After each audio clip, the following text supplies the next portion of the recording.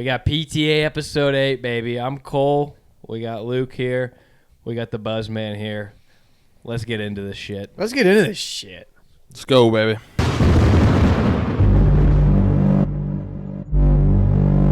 All right, we got our part 3 of NFL free agency. If you want to see the other 2 parts, we got them on the bio on YouTube. But we're going to start with the 21st name on here, which I got Mr. Romeo Doubs.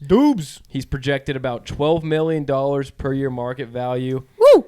Don't think he's going back to Green Bay. They got a lot of mouths to feed in that offense. They got a shit pile of receivers. I have him going to the Tennessee Titans.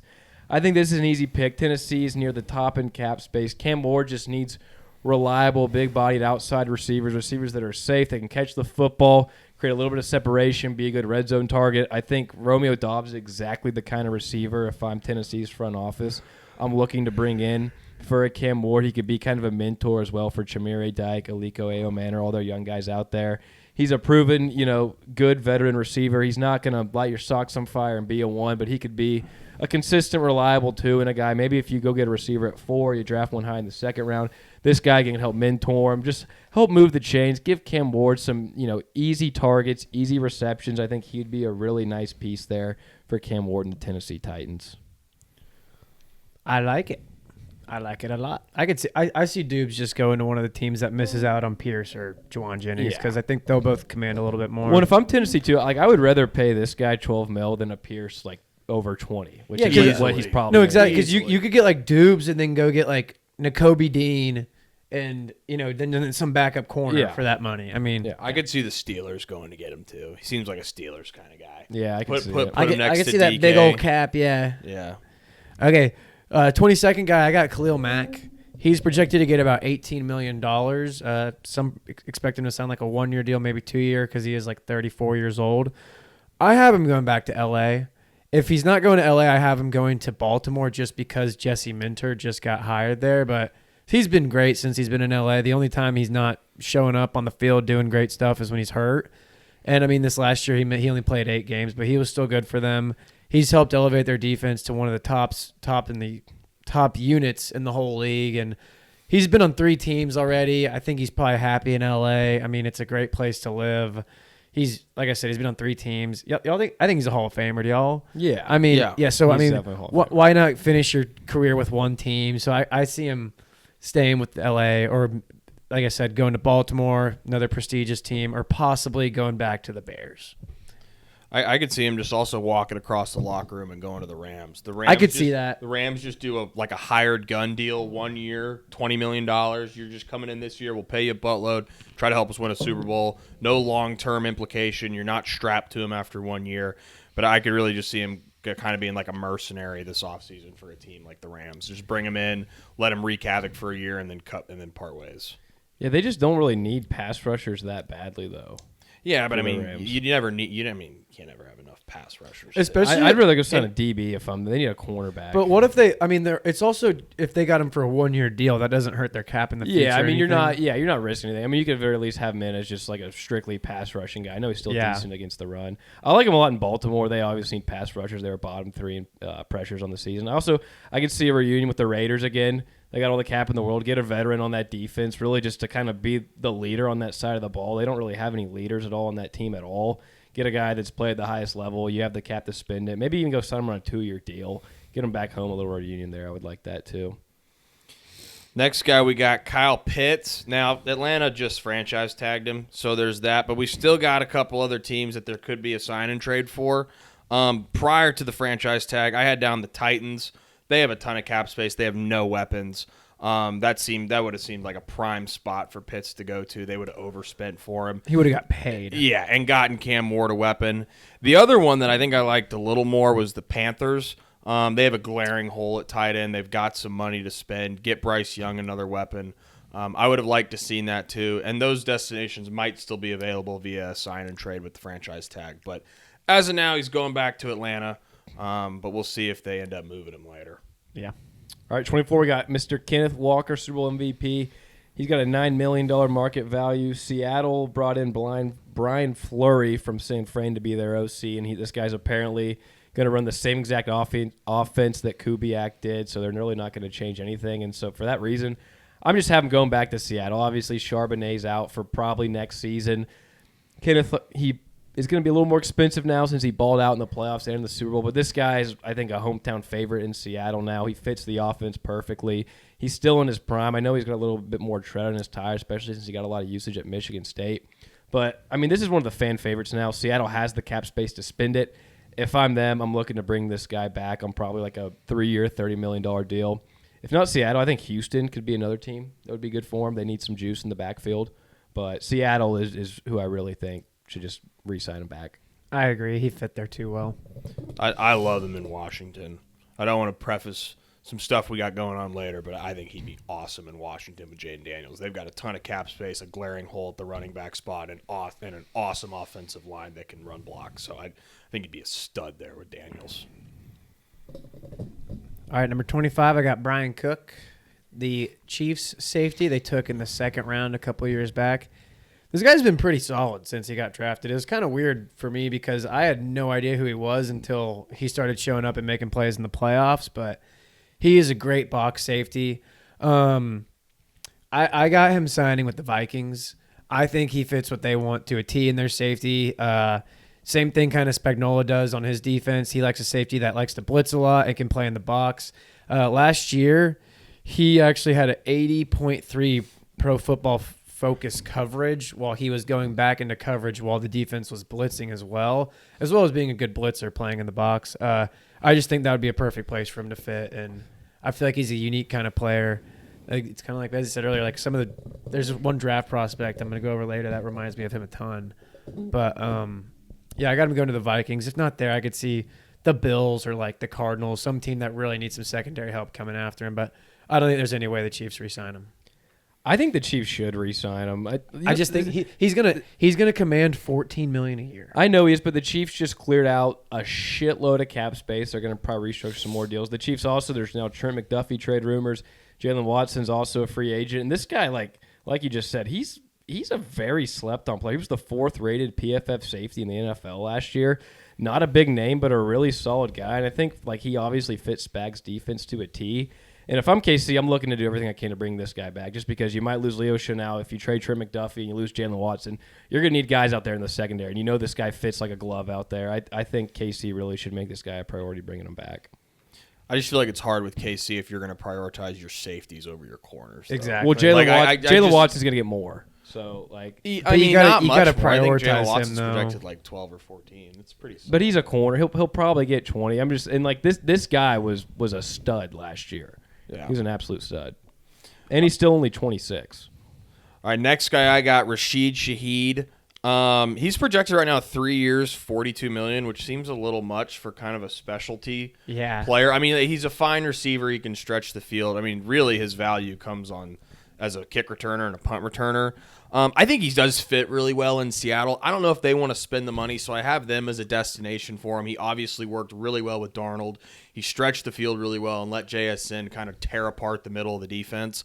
So it's a great fit there. They know that. He helped him win a Super Bowl. So I think that's a logical destination. The 2 other spots I picked for him were the Broncos. I think they really need a guy that can stretch the field vertically and let Cortland Sutton and some of these other receivers eat in the middle of the field and let Sean Payton's running game really pound out the game.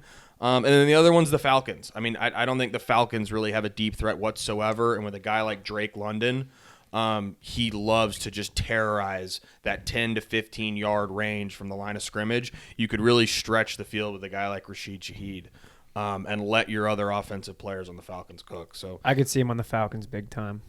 I just like that because I think London would just. I like the Falcons a lot.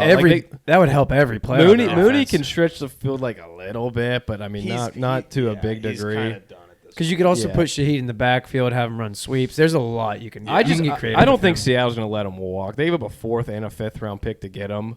Yeah, I feel like if you're trading, I mean, it's a 4th and a 5th, but I mean, still for like a guy mid-season, it's a lot. And you get a full off-season, the new offense with him. Like you said, like I think like we saw it too. Like when Seattle got him, like shit opened up even more for JSN. And he also, like you said, might be the best kick punt returner in all of football. He really excelled in Seattle too. It just seems like a lot of money. No, it does. Like $12 million a year over 3, like. It's at 14. Yeah, no, it does. It does seem like a lot, but also too, we got to remember too, like like I wouldn't just view him as strictly like a specialist. Like this guy, his second season had like 700 yards with the Saints, and like he has shown like flashes of being like a legit deep threat. And I really think next year if he gets back into Seattle full offseason, he could be a guy that's getting you 800 or 900 yards and ripping off big plays, every few weeks. So Yeah. All right, next one we got Kalavion Chasen. This is your guy here. He's got He's a $9 beast. million market value. This guy, drafted by Jacksonville, was kind of a scrub for him for a while. New England got him on a cheaper deal. He had 10.5 sacks this year, including the playoffs. And again, I'm kind of just going chalk here, but I think he should go back to New England. He fits Vrabel's scheme perfectly. He worked with that defense. He might get a bigger offer elsewhere, but if it ain't broke, don't fix it. And if I'm New England, this guy was, arguably our best pass rusher come playoff time. He's still only, I think, 26 or 27, so there's still some more untapped potential for him as well. And New England's got the cap to do it. So if I'm them, this is one of the guys I'm looking to bring back and help us get back into another deep postseason run. I agree. I think he's a beast. He made a lot of really big plays for them in the playoffs. Like probably the most on their defense besides Gonzalez and like Milton Williams, honestly. Yeah. But I think too, it's like you said, he's 27 years old. This might be his only big payday of his career. I think he's taking the highest offer. He probably will. Which I could see some crap team that like the Titans. That's the thing though. I'd say the Titans, but the Titans would actually probably use him, right? Having Bob Saleh. But I mean, I could just see him going to a team where they just pay him a lot and don't use him correctly. And he screams overpay. A former high draft pick that's had one good season on a cheap deal. I mean, I don't blame the guy if he takes the bag, but I think I don't either. Yeah, you for can't. if he wants to maintain relevancy, Mike Vrabel's. I mean, yeah, he probably. I mean, if I'm him, probably. Chase I mean, the bag I think, but yeah, it's like I also if I'm the Pats, I'd offer him like 12 a year just to let him stay because he was really productive for them down the stretch. Yeah, he was super impactful. He screams Jets, Raiders, Titans. Like, Yeah. he screams like he's going to get like a 4-year, $80 million Jets, deal. And that's- just suck. yeah, like he that's- screams those teams. Yeah, no. Yeah, I'm with you. Okay, number 28, Juwan Jennings. This guy is projected to get $22 million a year. Now I know He's at 22. Yeah.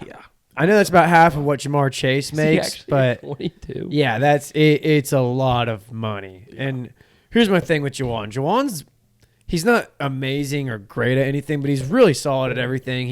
He runs a good route. He's got good hands. He's good at the ball after the catch. He's good in space. He can run block. And he seems like he worked really well with Purdy. I mean, He's a really good blocker. Yeah, he's a great blocker. I mean, you can run pass plays with him. He does all the little things right. I think he is like the perfect guy to pair as a number 2 or 3 on a young offense that's growing. Like I think, and that's why I think a team is going to pay a lot for him. So I just put Titans and Raiders. They're the two worst teams in the league. They have the 2 worst wide receiver rooms. I think whichever one. I think him and Alec Pierce. If Pierce doesn't go back to the Colts, I think they'll probably go one to the Raiders, one to the Titans. 22 for Juwan Jennings is crazy. Yeah. But he does all the little things right. He plays a lot. He'll even play injured sometimes. Like he's everything you look for like a number 2 or 3, honestly. If that's his actual value, no functional front office is going to pay him that. No. So he's going to go to a horrible team. Yeah, it's a team that just needs some bodies. Jets. No smart GM and front office is going to pay him that, so he's going to end up going to these bottom. But like he's at 20. Like I just don't get. He's at 22 and Romeo's at 12. I think Romeo's. I mean, it's probably pretty close. They're kind of like the same. Yeah, I mean they're pretty damn equal. Yeah. Like, I think half the price. The thing is though, like Juwan's a little older too. It's not like he's got more I upside. mean, Juwan's a fine player. Like he's he's fine. just, and I know Rome's had some big games, but Juwan's had really big. Juwan's had some huge. No, I know, games, but like 22 just seems like a fucking pretty penny for that guy. I mean, I get it if you got a rookie QB, and it's just like a 3-year deal because I mean some of these teams really need wide receivers and they don't seem to be able to develop them themselves. He also seems like he could go to the Titans, and within a year, we like forget that he exists. Yeah, exactly. Like Calvin Ridley could just totally suck, and then he is like completely irrelevant. Yeah, I agree. All right, the next guy we got is Javonte Williams. He just signed with the Cowboys, 3 years, $24 million. I think deal. I like, since we already know he's signed, I'm just going to more focus on the deal itself. I think it's a fine deal. You're not paying a whole lot. $8 million for running back now is not a ton. The 3-year deal, it's not too long. I think the first 2 years are guaranteed, so you can get out of it after your second year. You are paying a running back who's been pretty mid his entire career off his first good season, which is pretty risky. Yeah, he was a stud last year. Also, early on, he was fine. He got hurt a lot. Dude, he was really good for us. He was fine. I mean, he looked like the Denver Javante. I'm saying career, he's mid. Well, he's been hurt. He's been hurt his whole career. I'm just saying it's typically not good practice to like. He's also still only 25. I'm just saying the guy's been in the league 4 or 5 years, and this is his first. Look, he was a 2nd-round pick.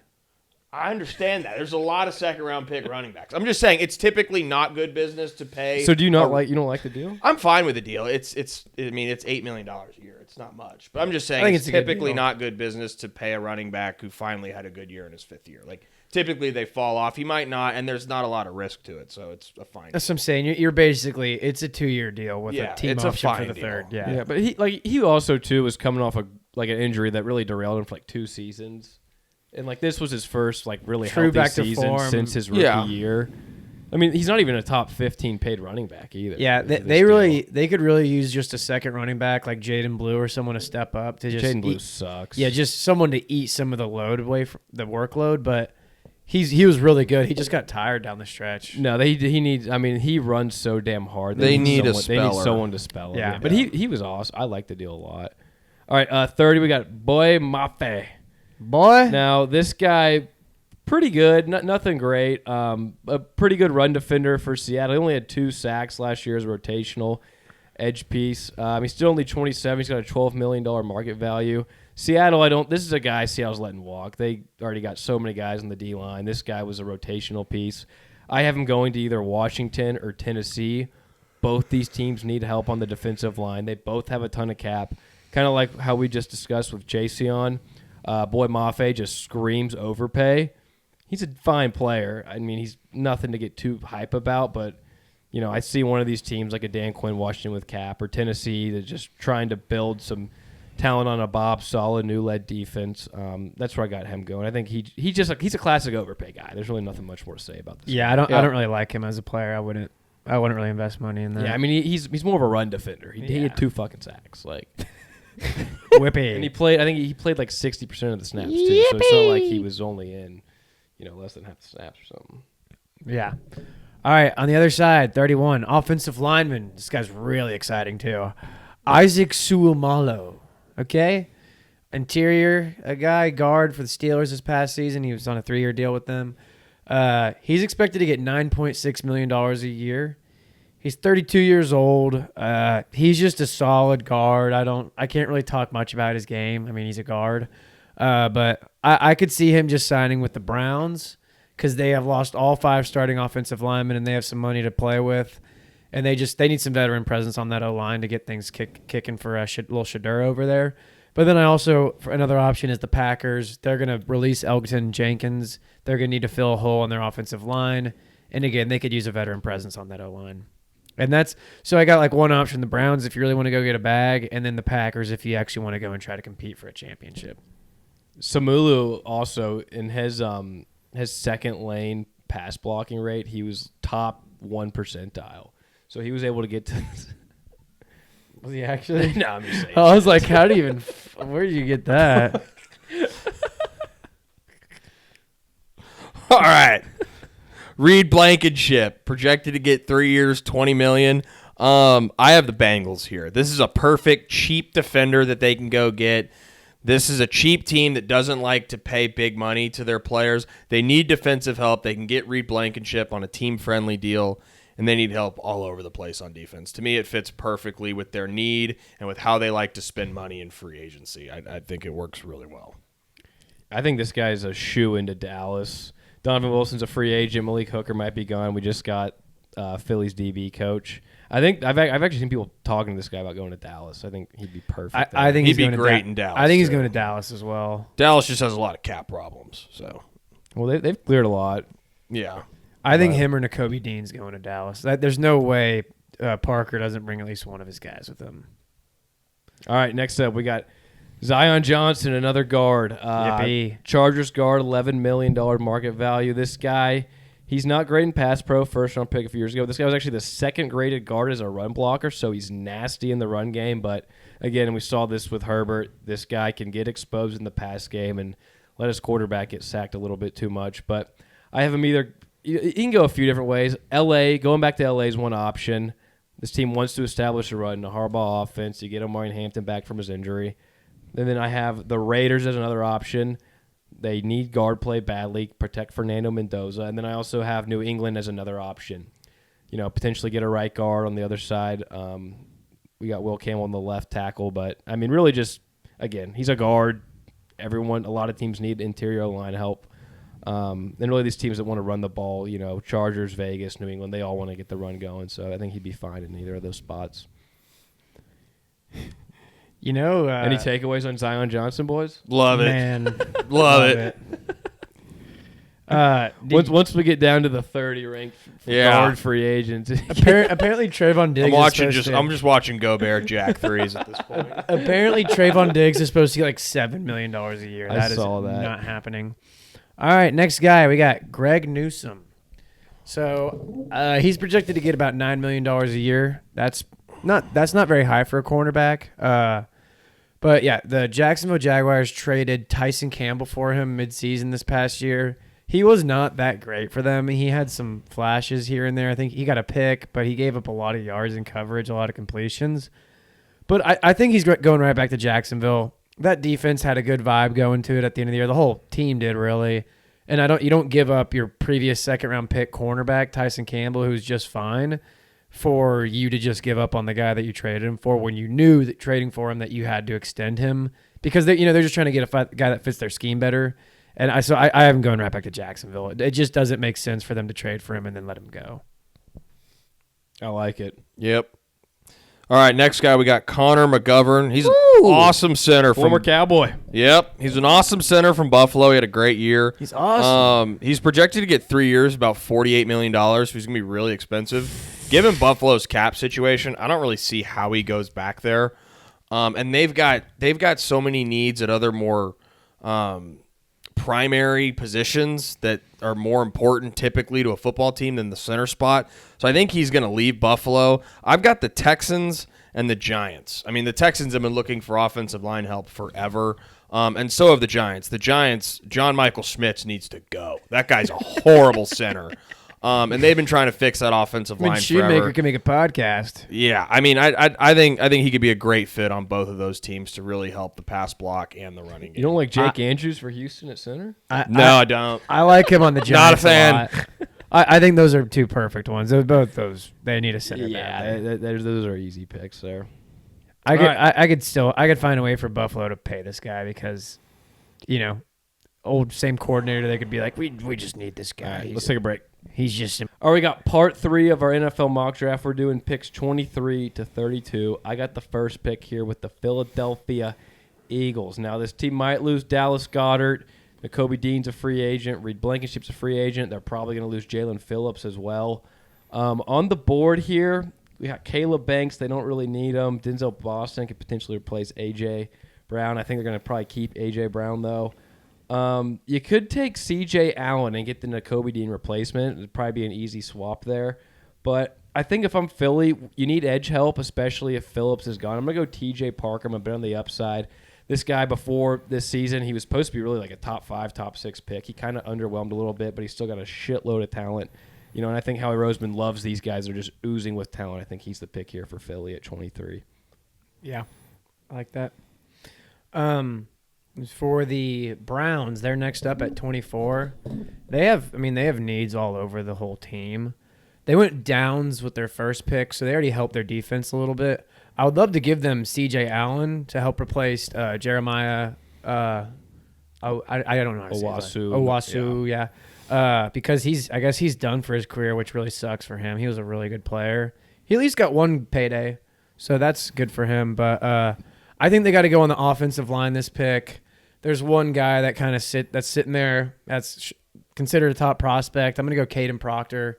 And like we said earlier, like the Browns are going to lose every single starting offensive lineman this offseason.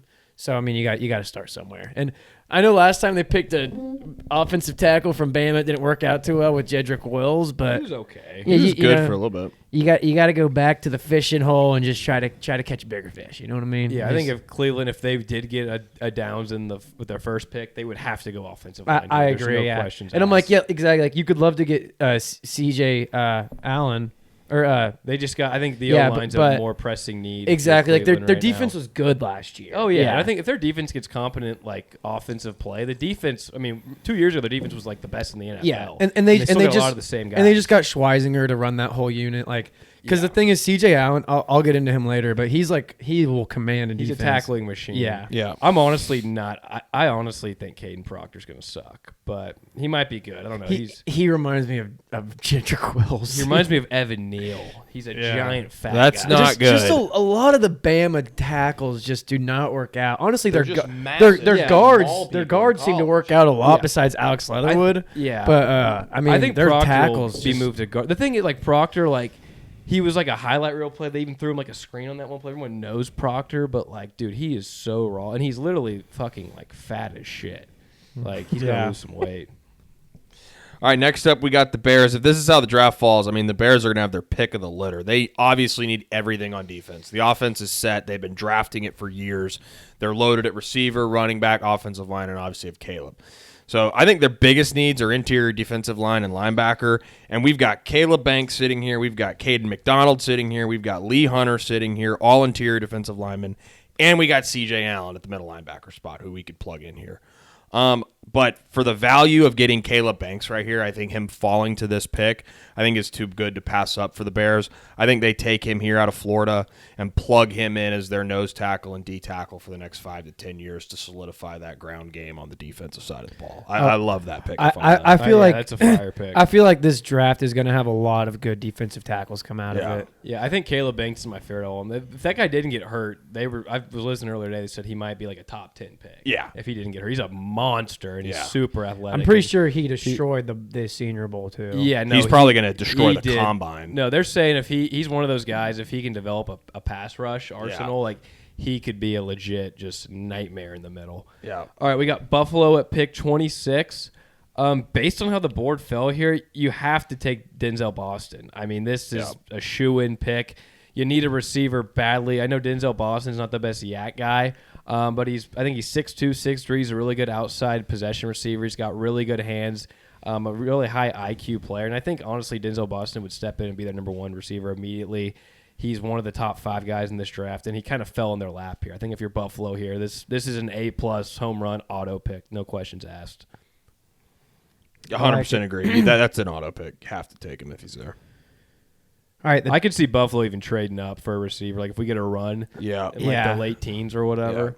I just they got. I feel like they're going to acquire a veteran receiver somehow too. They really need Ideally, to. I think if I'm Dallas, if that 20th pick, if you have like the top 3 and then like KC go at like 18 or 19 and Denzel's there, and if you can go call Buffalo and pick up like a third or something. Yeah, that would 6 be slots, big that'd be time. nice. Okay, next we got the San Francisco 49ers. So they really need a wide receiver. They're going to lose Jennings and they're going to lose Ayuk, and Pearsall does not stay healthy.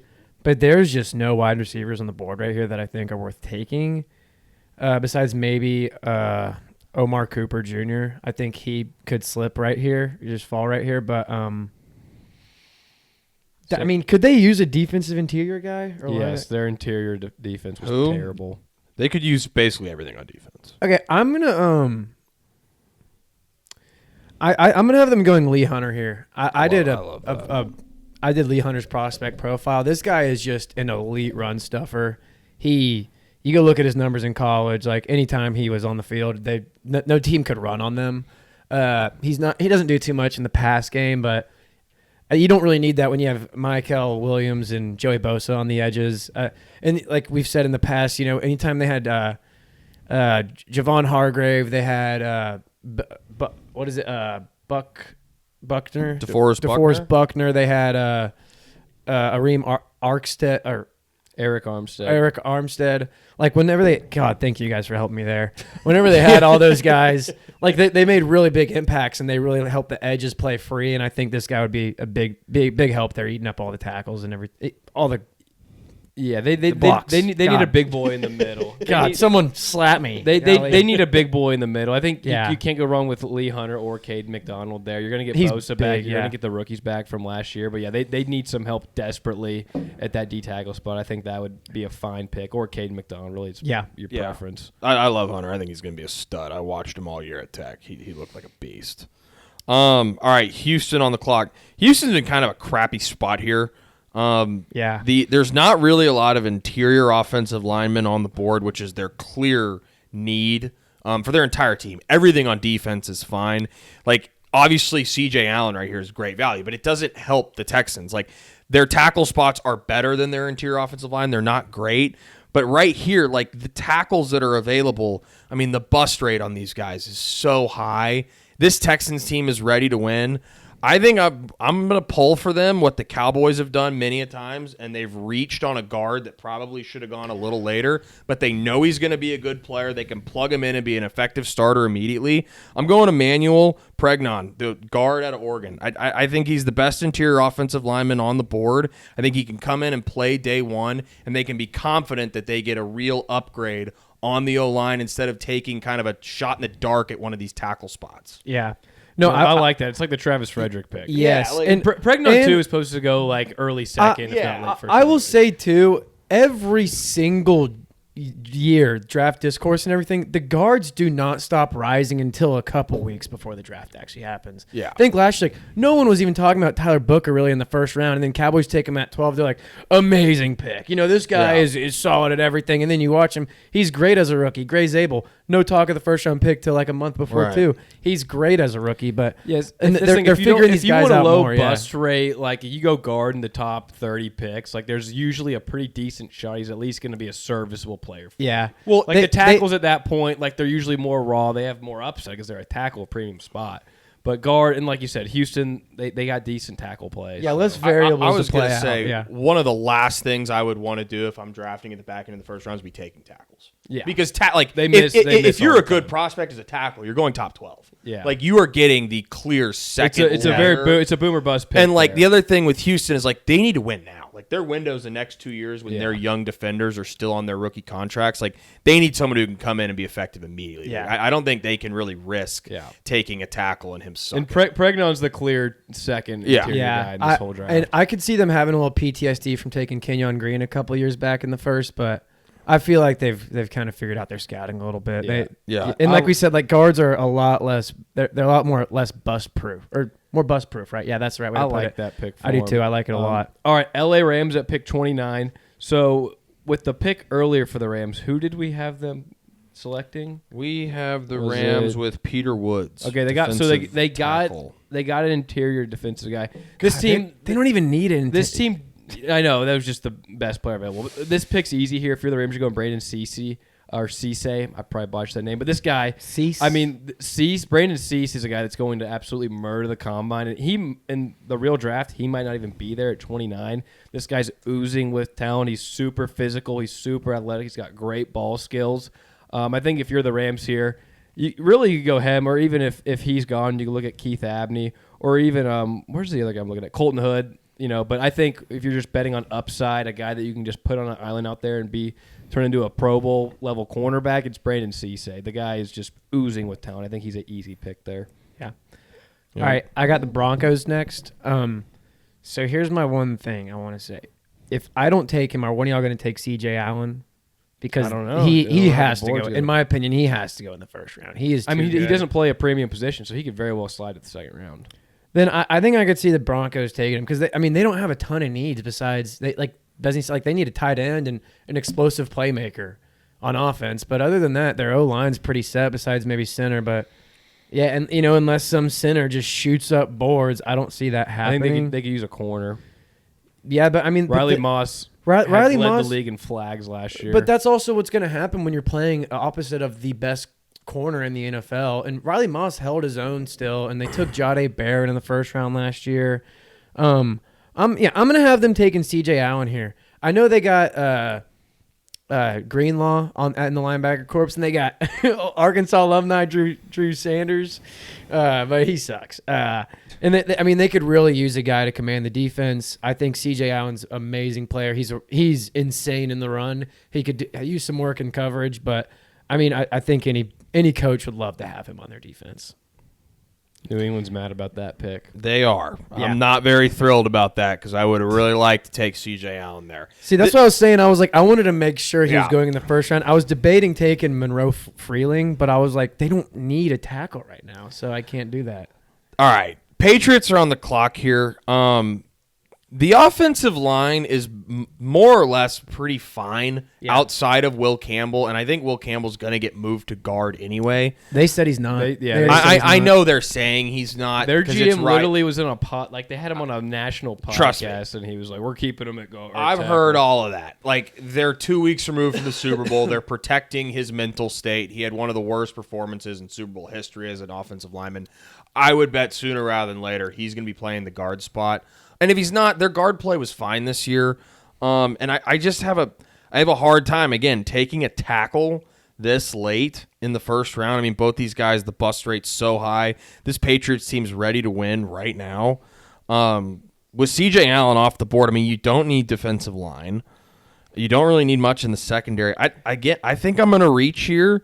You've got a big need at the receiver spot. I'm going to go Amari Cooper Jr. out of Indiana. That's not even a reach, dude. I think it's relative. I mean, he's supposed to go like early second, but I just think positional need. This team's ready to win now. They need someone to step up in this receiving room, and especially with the chance that Diggs gets suspended for at least 4 or 5 games, potentially the whole season, maybe or he might be in jail for the whole year next year. So like joining Epstein. Yeah, and I know the Patriots are also like they keep taking young receivers, and none of them have really elevated. Like, I know there was a lot of hope for Kyle Williams last year, but I think you got to just keep hammering that spot till you can get Drake May a guy. And I just think with how this board fell, I think that's the move here for them. I think he is firmly in the first round now. I almost took him with my Niners pick. I think he's a stud, and I think he's only rising up draft boards.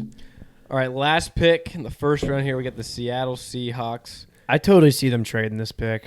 They could, but I think, honestly, this pick's pretty easy. You have Reek Woolen and Josh Joby, who are both free agents. We see smart, logical teams. You got these guys that balled out are probably going to get big paydays. Go get Keith Abney II out of Arizona State. Plug him in at cornerback. This team they might re-sign one of the two of Reek or Joby.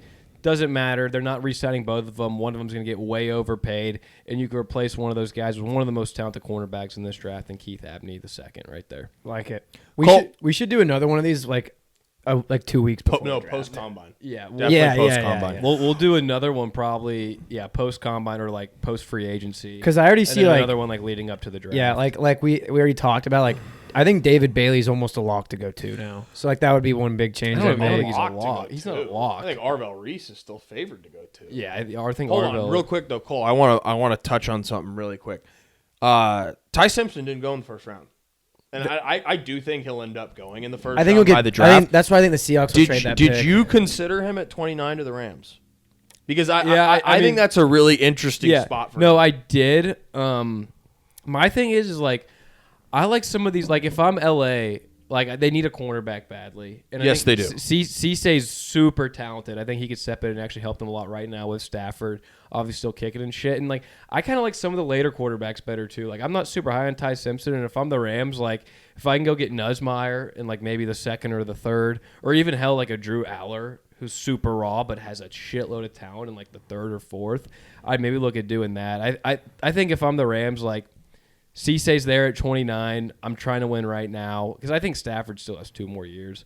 And then maybe you get a quarterback in the third round this draft, or maybe you'll get one in the second next draft, or I don't know, first, however you want to play it. I definitely thought about Ty Simpson though. I'm not super high on Ty Simpson. All right, well, okay, hang on. And I will say too, to back that, it's like every time a quarterback gets taken, like as to be the backup, they're always like asking, when's he going to play? When's he going to play?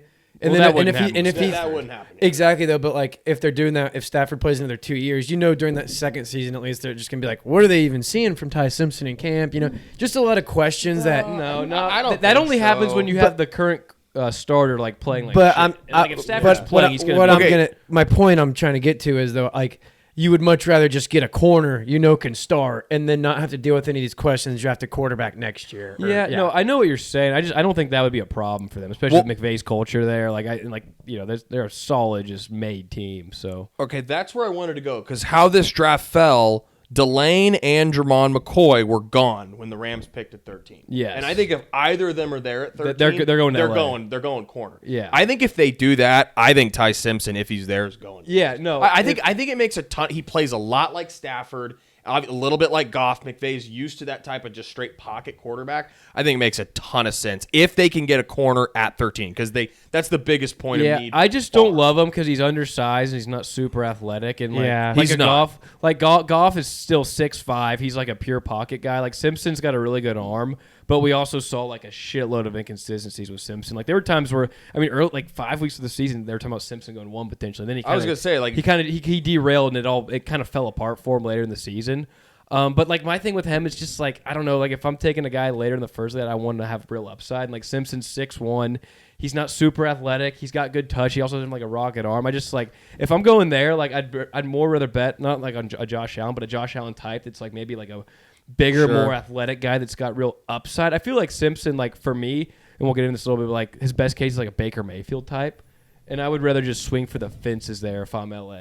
Like a Drew Aller in the fourth, like honestly. Yeah. No, I agree with you, and also I think too, Drew Aller's my guy. There's of the QBs. Is he? There's like 6 teams that really need a quarterback just for this next season. I could see someone else trading up and getting him in the end of the first.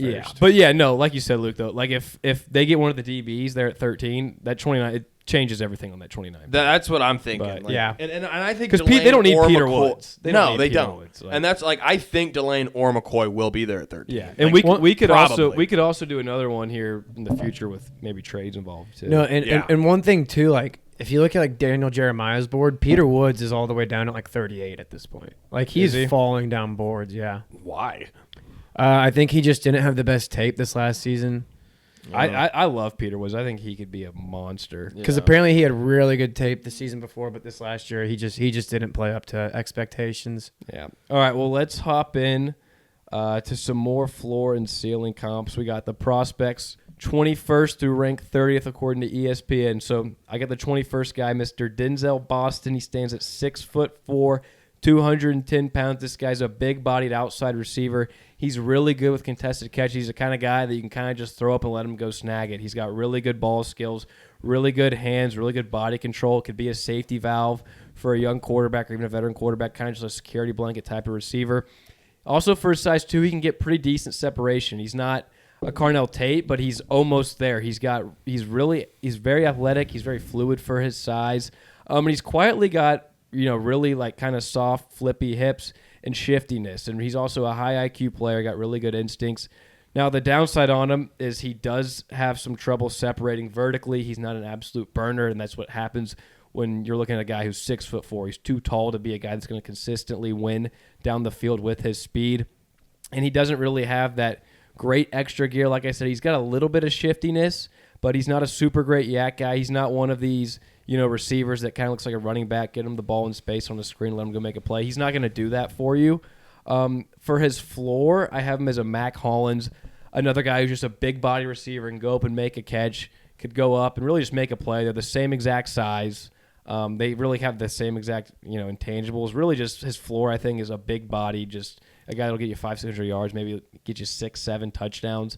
For his ceiling, I have him as a prime Allen Robinson, a guy in his prime that can go up and make a catch against anybody, a crazy red zone receiver, big hands, big size, could just go up and really make crazy catches and plays. Maybe even like a slightly taller Des Bryant. That might be a little too much of a ceiling.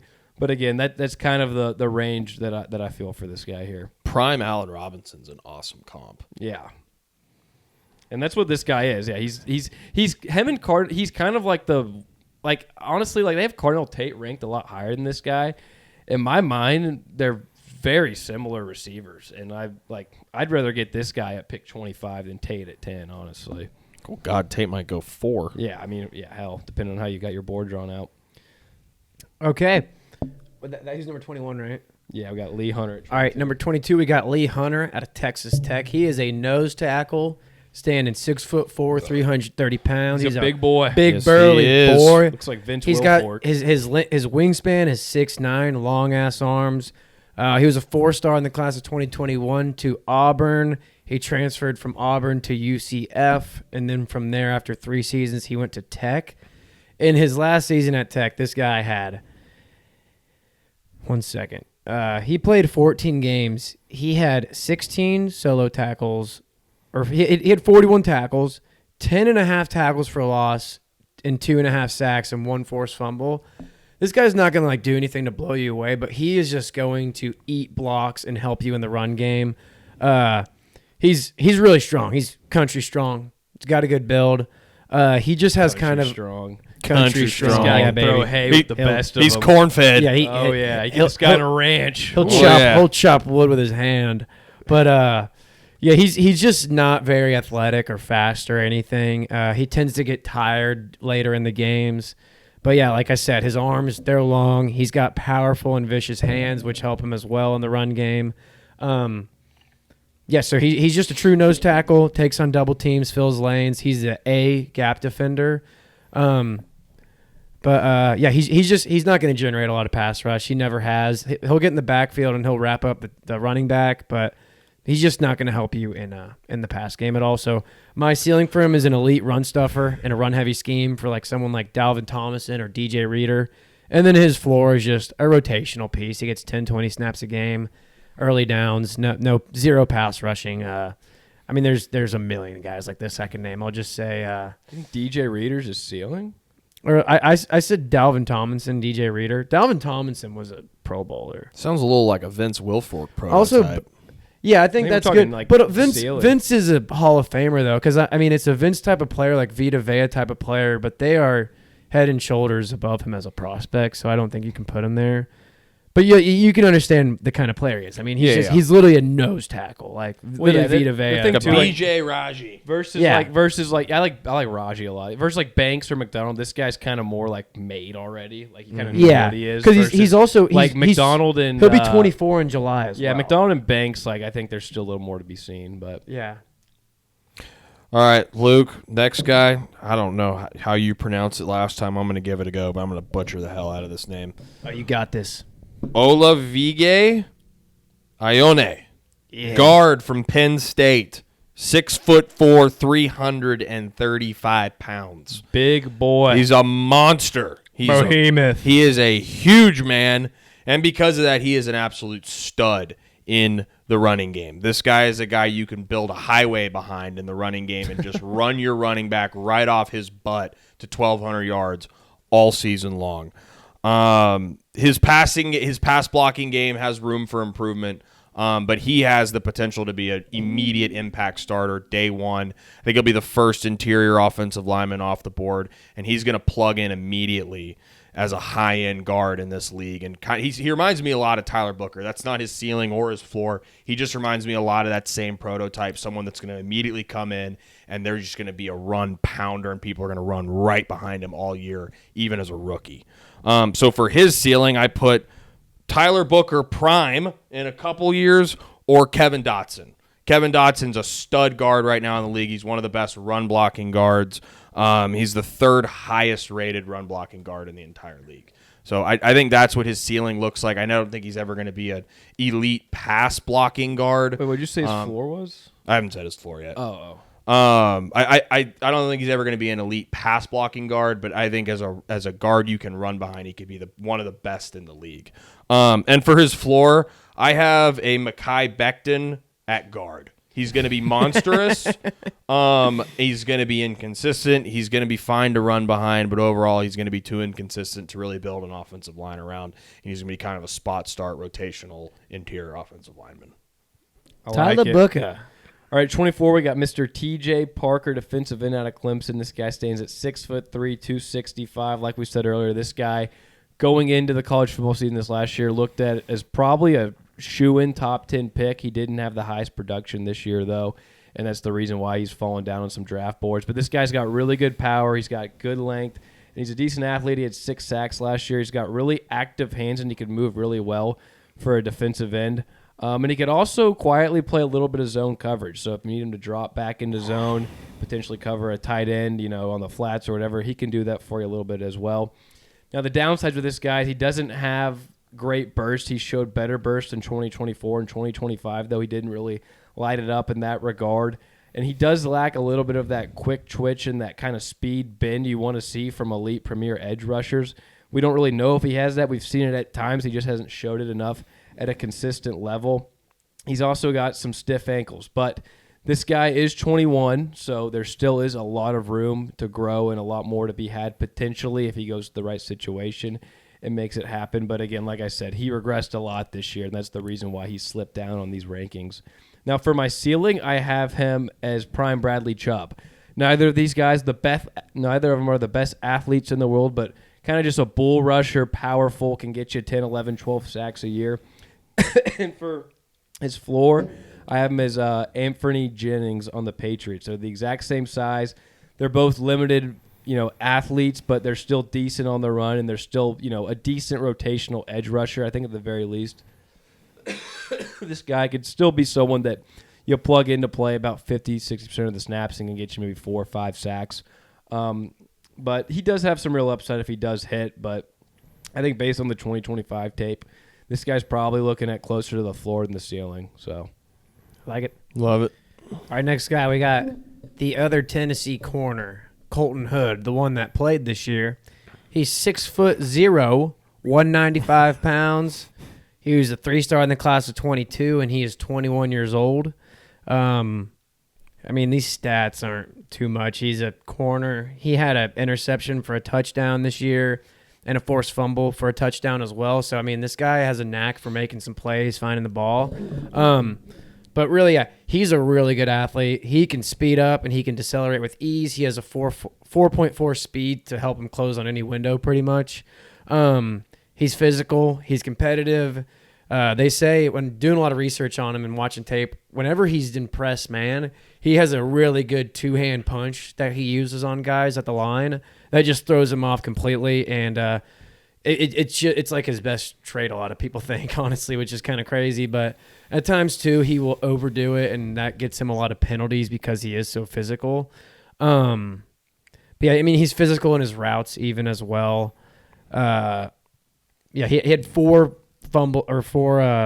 penalties this last year for doing that in man. He can play man or zone. He's played at 3 different schools, grasped the playbook at all 3 of them. His thing, though, is he's best within 20 yards of the line of scrimmage. Like I said, he's good at pressing and then keeping the guy close, because sometimes when the guy gets a little too deep, they can beat him. And he's not the best against the run. He needs to work on his technique as a tackler. Can't turn his hips downfield very well, which helps guys get over the top of him. And, he can disappear at times in the run, just misses tackles in space.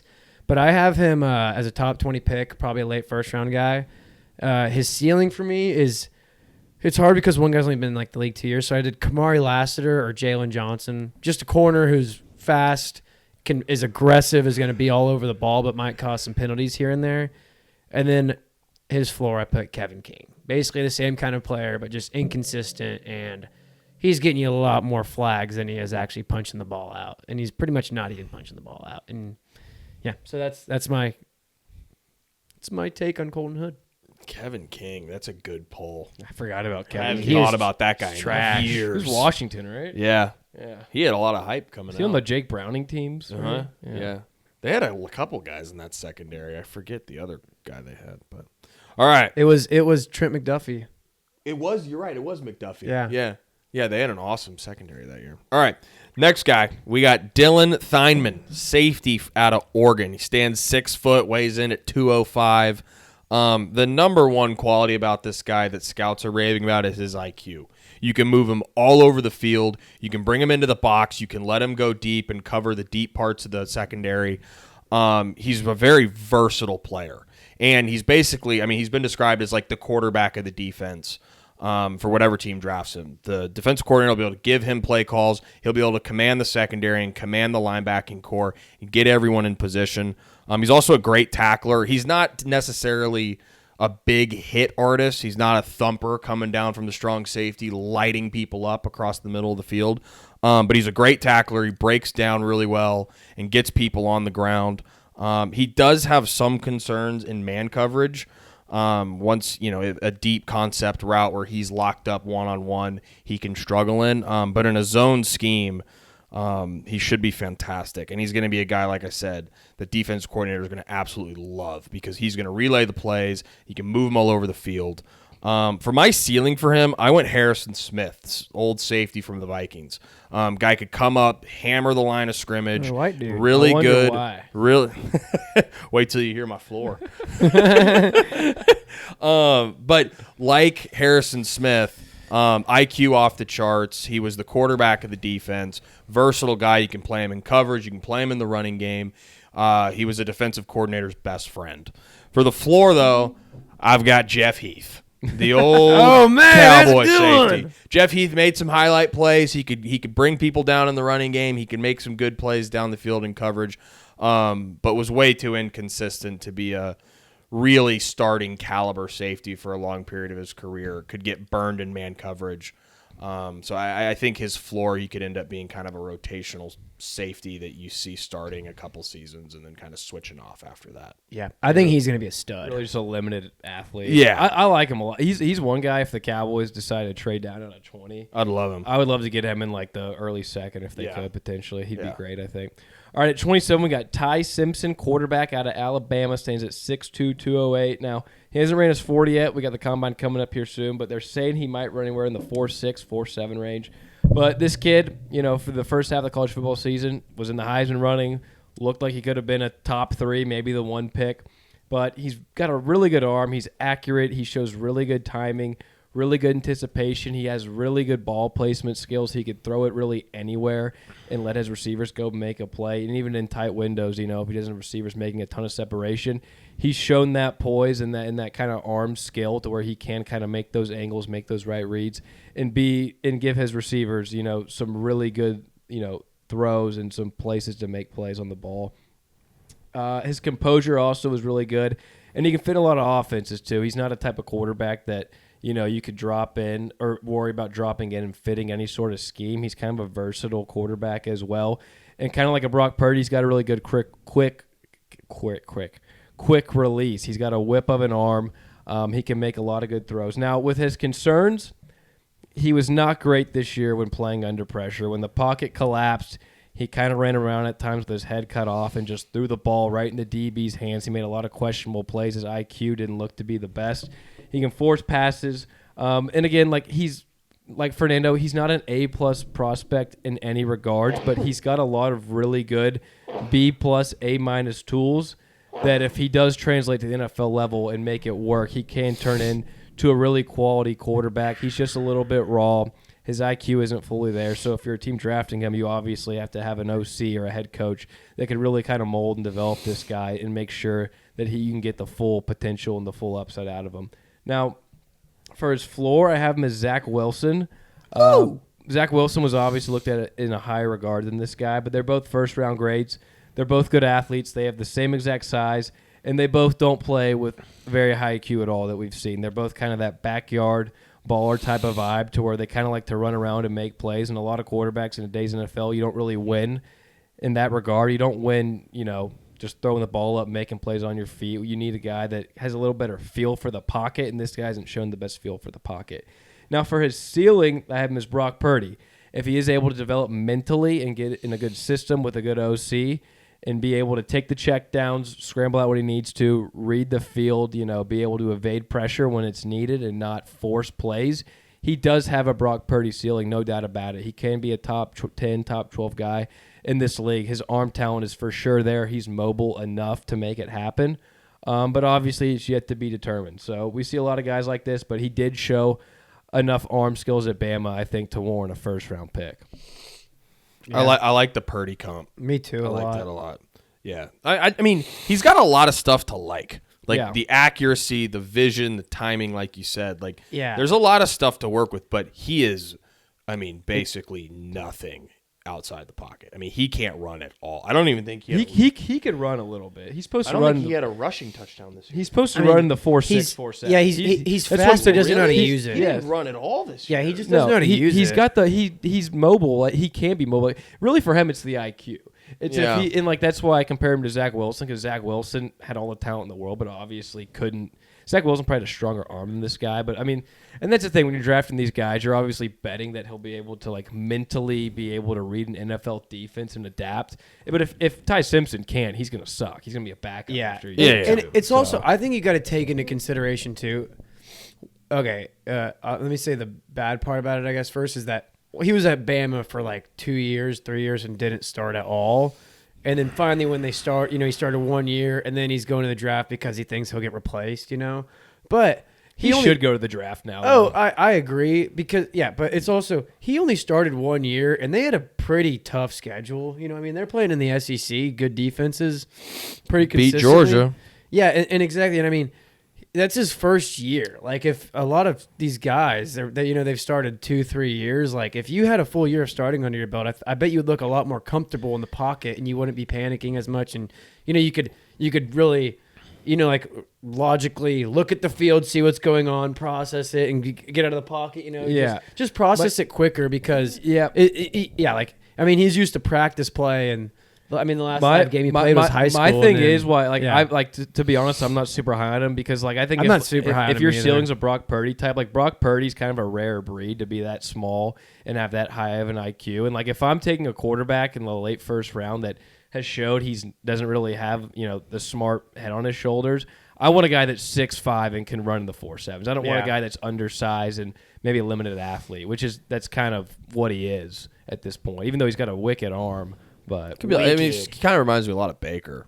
He doesn't have the personality of Baker, but the skill traits. Yeah, I honestly don't think Baker had a accuracy. slightly better arm, but I mean Simpson's got a whip too, though. Yeah, I mean the thing too is like Baker was really he played well all his college career too, and that's why he went one. Like Simpson, second half of the year, Simpson just kind of fell off. Baker made plays when he needed to. I think that's he won another the Heisman. I mean, Simpson actually is probably a little more mobile and athletic than Baker. I think that's another big concern is that he's only started 1 year. I mean, we hear people talking about all the time, like, oh, this guy only has 13 starts. This guy only has 15 starts in college. Like, that's a serious concern for NFL teams. Yeah, so I think that's going to push him down boards. I too. just don't see it with Ty Simpson, to be completely honest. I think if he gets the right, I really like him for the Rams. Like, if he gets the right coach, the right organization with weapons, I think he could be really good. If he goes to a team though that's trying to start him soon, it's going to be bad. Oh yeah, if the Jets take him at 16, it's going to be a bloodbath. Or if like the Jets or Browns get him in the like early second, like it's going to be bad. He's going to flame out after a year. Yeah, I agree. All right, next guy we got the safety out of Toledo. I like this guy a lot. I do too. Emmanuel McNeil Warren. He is 6'2", 202 pounds. He has 32-inch plus arms. That's each arm. He just turned 21 in February. He was a 3-star of the class 2021. Played all 3 years, or my bad, all 4 years at Toledo. So this guy is really exciting, honestly. So he's athletic. He's big. He can match up with tight ends. He can't match up with running backs very well. But he's a tone setter. He is a downhill, a big hitter. Like this guy knocks the shit out of some players. Everything I read about him, watched about him, he likes to hit guys and he's freaking good at it. He's going to be physical and he's going to cause turnovers. This guy in his 4 years at Toledo, he caused 9 forced fumbles. And he had 5 and he had 5 interceptions too. Like he has a knack for finding the football and freaking pounding it out of the guy's hands or just going up and getting it. He's a good tackler. He honestly, like the more I talk about him and the more I looked into him, he seems like a linebacker and like a hybrid kind of body. You know what I mean? So like I thought he would be a player that someone like Brian Flores would just be gushing over, like a guy that you can play in the box a little bit, that just kind of plays like a semi linebacker, box safety kind of role. But he's a really good half field linebacker kind of player. He's always reading the QB's eyes. So any play, if the quarterback is just following one receiver the whole play, he's gonna get you. Like he's he is going to get the ball. He's going to hit the guy or catch the ball in the air, just knock it out. But the downside of that is he always keeps his eyes in the backfield. And so sometimes he'll get his eyes stuck in the backfield looking at the quarterback, looking at the running back, and he'll just miss the play. So he doesn't have the best instincts, and he doesn't have the best true coverage skills. He's really good at. That's how I feel like all the guys that I got tonight were just really good against the run, just not a lot of instincts. So for me, I put his floor as Keanu Neal, not the one good year Keanu Neal had. Just the career of Keanu Neal. One good year, and then he just kind of falls off. Teams figure out how to scheme against him, and then his ceiling, I put a rookie year Talanoa Hufanga. That guy was just causing turnovers, punching balls out like I think he's no a little more other. athletic than Hufanga. Exactly, and so I put a second one too. I did Nick Eamon-Worry because reading a lot, people were like, "This guy reminds me of him almost to a T." Yeah, and I see it as well. It's just this guy just has like I said earlier, a knack for frickin' getting the ball, and it's crazy because he doesn't have a lot of coverage skills, but he still finds a way to get to the ball. Well, he's so athletic and he's so big to where he can make up for it. Like if only you could combine him and Dylan Thieneman, that would be a top 5. That'd be like Ed Reed. Yeah, that'd be a top 5 pick in this draft. Yeah, like easily. they're completely opposite prospects. Exactly. One of them's got great instincts. One of them's just an athlete. Yeah.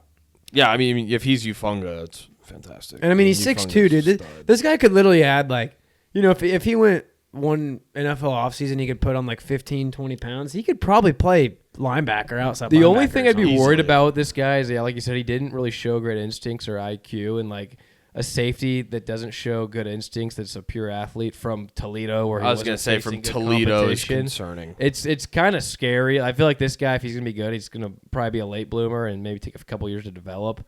But yeah, I mean, his intangibles are off the chart though. Yeah. He likes to hit the shit out of people, clearly. But all right, you're up, Buzz. All right, next we got Monroe Freeling, offensive tackle. I like this guy. Out of Georgia. I'm kind of I just have a bias against late first round pick tackles. That's fair. I think it's a dumb pick. I just think they bust a ton. This guy's huge. He's 6'7". He's 315 pounds. One of his best attributes is how he is as a swing tackle in the running game. He's not the best run blocking tackle across the board, but what he can do as a swing tackle in the running game has been really impressive. And he's a much better pass blocker. At least he was in college at Georgia, than he has been as a run blocker. I put his ceiling at Colton Miller. They're very similar size-wise. And they're both real. I mean, if he hits his ceiling, he'll be a fantastic left tackle or right tackle in pass protection, just like Colton Miller. Colton Miller has some struggles in the running game. I think it'll be a little similar with Monroe Freeling, but like Colton Miller, he can get out on the swing for those, tosses off the edge and those counters and things that you're cutting off that tackle. However, because he is a late round tackle and there's a lot of inconsistency with him, we don't really know what we're going to get from him run blocking and his pass blocking. While it's been good, it's been inconsistent throughout his college career. I put Eric Flowers. Eric Flowers came out. He's a better prospect than Monroe Freeling, but he was never able to put it together and eventually had to move to guard. And they're roughly the same size, too. I think Eric Flowers is like 6'6", 330, and Monroe Freeling is 6'7", 315. So. All right, 30, we got Caden Proctor. You thought your guy was big. Caden Proctor, Bama left tackle, 6'7", 370. Oh, my God. He's a fat shit. What? Oh, my God. Yeah, this guy is a big old boy. Anyone that watched college football knows who Caden Proctor is. He's going to suck. Bama, at one point, even got him a slip screen. I think he had a receiving touchdown, if I'm not mistaken. But this guy, he's got clean and quick drops. He's obviously a mauler in the run game. With that size, it's hard to not be a mauler in the run game. He's a giant, like we just said. And he's got really good speed for his size. He's a really good athlete. He's nimble on his feet. Physically, this guy is very gifted. He's one of those. He's a big boy. He's a small guy in a big boy's body, like I've said, and he can match for speed or power. So if you got a bull rusher, he's obviously big enough and strong enough to hold up. If you got a speed rusher, he's got quick feet and he's got quick hands, and he can be able to move quick and kind of shadow those guys if need be. Now, the problem with this guy is, like I said, he's way too fat. If he wants to develop and be a legit left tackle in the NFL, I think for one, he's got to lose some weight. We don't see tackles that are pushing 400 pounds very often. I mean, he's way too big, and if you look at the guy, you know he needs to lose weight. But he can get a little bit flat-footed at times too. He doesn't have the best footwork. Like I said, he's nimble on his feet because of his athleticism, but he's not very technically sound or technically refined. And he's just got technical issues. And again, like you just said, Monroe Freeling.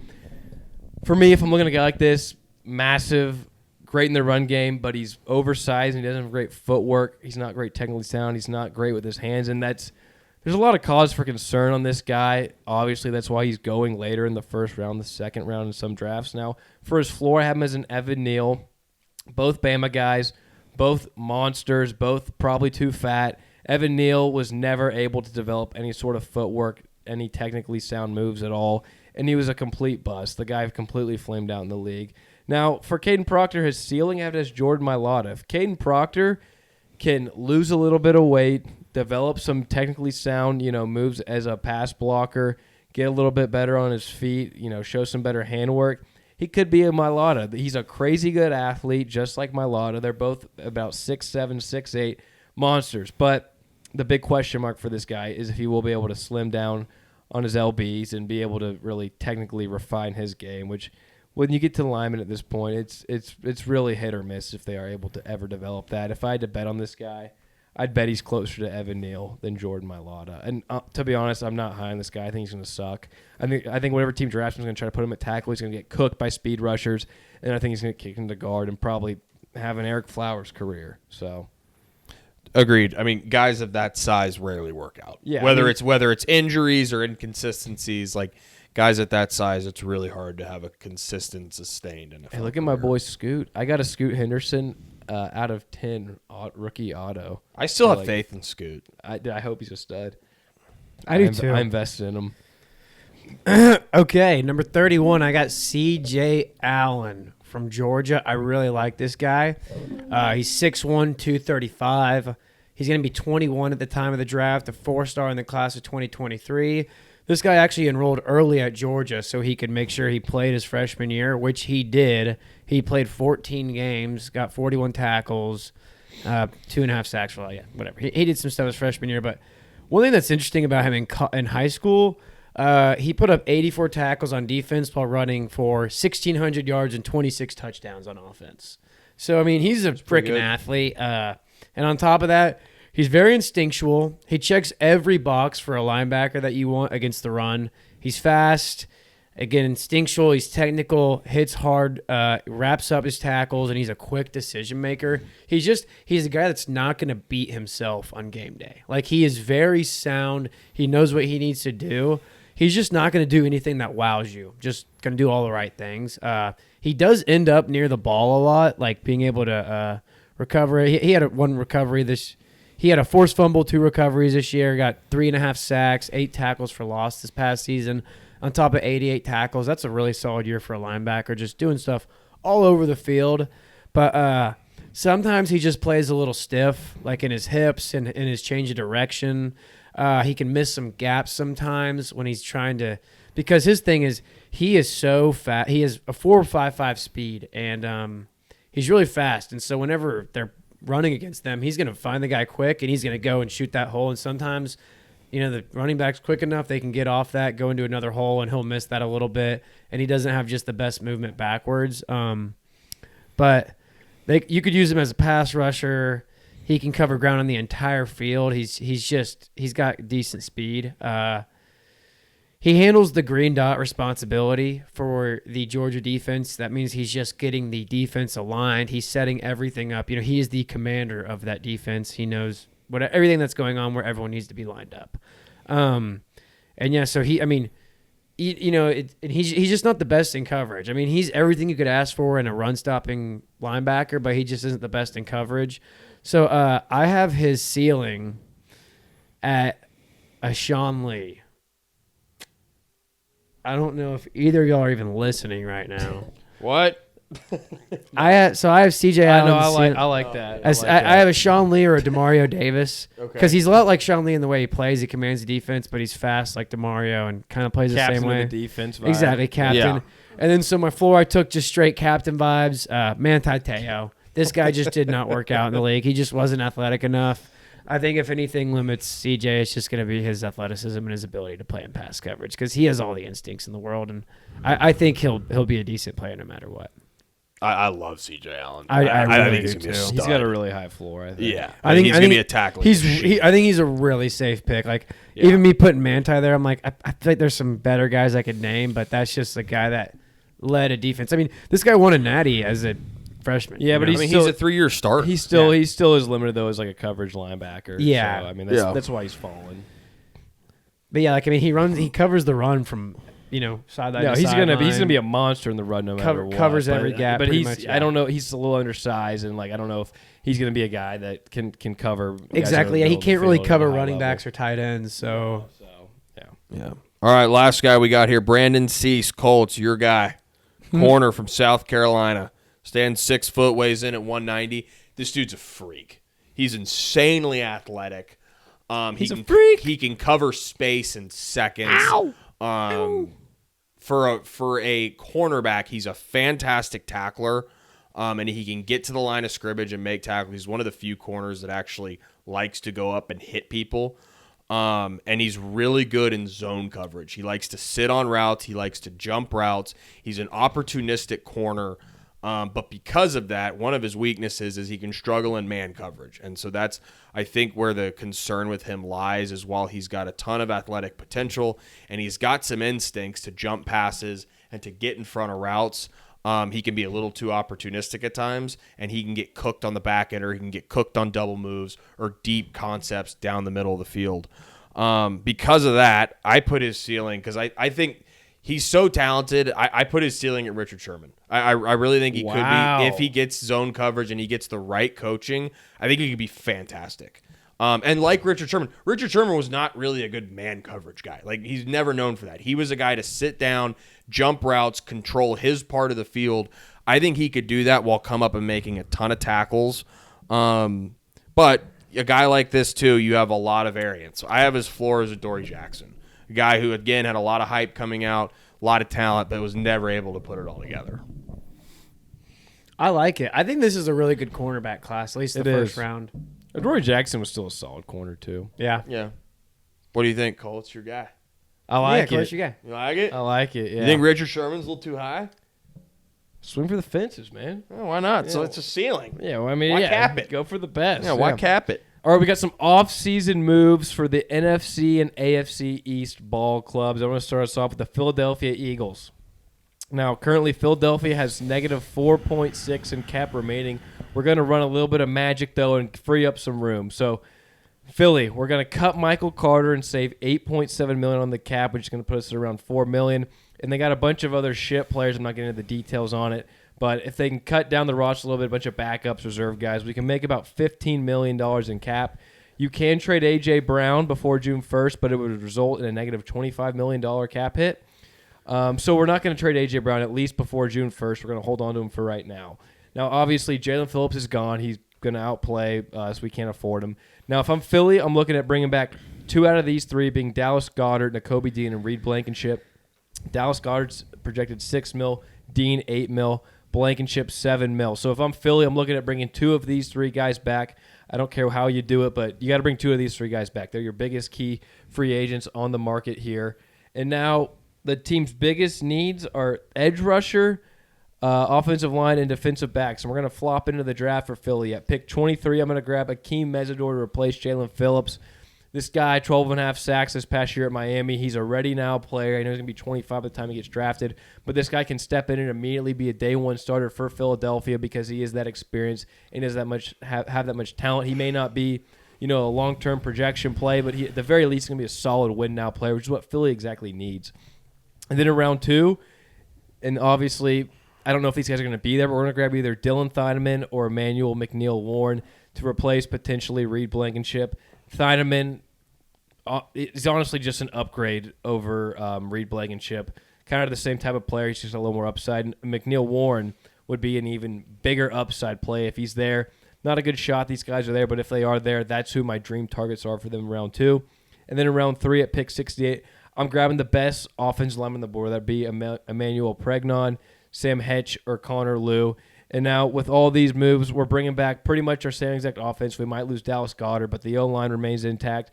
We have the weapons intact. And on defense, we're going to bring back Nakobe Dean. We're going to get Akeem Mesidor to replace that edge spot that's now departed by Jalen Phillips. Our D tackles are already set. And if Nakobe Dean's there or not, so be it. And then we're going to grab a safety to replace potentially Reed Blankenship. And then we're just going to grab the best O-line, the 68th pick, to replace maybe an interior guy or build behind an older Lane Johnson or Jordan Mailata. That's my Philly offseason checklist. So, what about who was the Texas safety they drafted last year in the second? Couldn't tell you. I don't know. Pesney? Because I thought he would start this year, but I like it. All right. Got the Dallas Cowboys. We're starting with a lot. Pretty much every contract you can restructure, we're pretty much going to do that. It's time for Dallas to go all in their own ass. We're going to restructure Dak, CD, Tyler Smith, Quinnen Williams, Osa, and then I think they're gonna cut Kenny Clark and re-sign him to a cheaper, longer deal because, I mean, they made that Micah trade, and I think they're going to have to justify keeping Kenny Clark no matter what. I think they're going to play a 4-3 defense or 3-4. I'd get it confused, but 4 defensive linemen primarily where they can have at least 2 defensive tackles on the field the whole time because they have Quinnen, Osa, and Kenny to play, and I think they're going to pay Kenny just, like I said, to justify that Micah trade. So that should give them about like 55, almost 60 million in cap space. They already re-signed Javonte. Got that and already accounted for. Good gosh. I got them. They need to, in my opinion, they should re-sign Pickens, give him like 30, 34 a year. We'll see if David Mulugeta goes for that, but that's just what the Sport Track has him at. So we're going to re-sign Pickens for that. We're going to re-sign Brandon Aubrey. We're cutting Luke Schoonmaker. I'm tired of this guy being on my team. I hate seeing him on the field. You're going to re-sign Aubrey for 10? We'll re-sign him for like 8.59. I think he would end up taking that. I think he's just he's trying to set the number high, but I think he would settle at like 8.5, 9. Because the highest guy right now is like 7.5, and that would be a big jump already. But I have them signing. I went with some big names for the Cowboys. All defense. Their offense is pretty set already. They could use a new right tackle or flip Guyton to the right, use a new left tackle. They could use a tackle, but we're going all defense. They really need defense here. Big names. I'm going Jalen Phillips. Get a guy on the edge that can just set the edge, rush the passer, play opposite of Ezeraku. I know they'll sign some other depth guys that are older, but this is the big signing there. And then I have them signing Devin Lloyd. This is pretty unlikely that these both happen, but I think these guys would transform their defense completely. And then I had them taking Reed Blankenship away from the Eagles. I think with their new defensive coordinator, Parker, I think he's going to want to at least bring one of his guys over, and the Cowboys have a big need at safety. And so that you're adding one guy on every level to the defense. So your D-line is pretty much set there if you can get some depth pieces. Linebacker, you'll have Devin Lloyd. You'll have Overshown. DeMarvian God, if they can Overshown. get Phillips and Lloyd. Yeah, that and would then be and you got crazy. one more spot to fill in that linebacking group, and then you got Blankenship joining the secondary. It's still not the best secondary. You need to fill that a little bit. But in my draft, I have them going. So at 12 and 30 or 12 and 20, I have them going 2 different routes. It doesn't matter either way because it's corner and a linebacker either way. I have them either going Sony Styles and Colton Hood, or Jermod McCoy and C.J. Allen. Either way, they're adding a Tennessee cornerback that plays physical, is athletic, can play on the outside wherever they want, and they're adding a linebacker that can stuff the run, play against the run. Obviously, Sony Styles can really do everything. He's a lot more fun to have than C.J. Allen. I would love to have him at 12 and Colton Hood at 20. I think that would be perfect for the Cowboys. That would really set their defense, get all 3 linebacker spots set. You have 2 outside corners. Hopefully Cheval and Ravel can play, and then you got Bland playing the slot, the kind of box area where he really excels at, and then you got 2 new safety, or you got Blankenship filling in. Other safety spot I think can get filled in another way, but that's really what I have them doing, just filling out that defense. The offense is already set. Just get Pickens and Javonte back. Love it. All right. I got the Bills. Bills are in a world of hurt right now. It's gonna be a trip. This is interesting. If I'm Brandon Beane, this is what I'm gonna try to do. We've had Josh Allen now for 8-9 years. We haven't gotten over the hump. It's time to go all in. You got Joe Brady. This is a win now team, obviously. Now with $26 million, with negative $26 million in cap space, there's a lot of work to be done. So to start, we're gonna restructure Josh Allen, Deion Dawkins, Spencer Brown, and Ed Oliver's contracts. That will free up about $45 million in cap space off the bat. So that gets us back under the cap with a little room to spare. We're immediately cutting Curtis Samuel. He is useless. No! And we save $6 million by cutting Curtis Samuel. He's gone. Also, this is going to hurt for Bills Mafia. This guy's been a staple here for a long time. But the cap saving here is incredible if you cut Dawson Knox. He's I know. He's a $17 million cap hit, but it saves $10 million, which for this team is just absolutely needed. I don't really know how they get through this offseason without cutting Dawson Knox. That's a lot invested in your tight end too. That's what I'm saying. And you can cut him, and I mean you're gonna shout out Brandon Beane. You're gonna eat. You're gonna eat a little bit of a dead cap hit, but you're gonna save $10 million. Next, we're trading Keon Coleman. You're not going to get much for him. We're trading him for a 6th or 7th round pick. If we trade him post June 1st, we save $1 million in cap space. It's not much, but given the owner's comments and everything else that's happened with him this offseason, he's got to go. I don't really know how you keep him on this team. So he's gone. And then we are trading Josh Palmer to anyone who will take him. We'll trade him to the Titans. We'll trade him to the Browns for a 7th round pick or some cash. Or their mini fridge. We don't really care because he needs some demand for these guys. He's getting a mini fridge. I don't know. They'll find someone to take it. Who's he going to throw to now? They'll find. He lost his top 2 receivers. Y'all shut the fuck up, all right? Jesus Christ. But he's getting a mini fridge.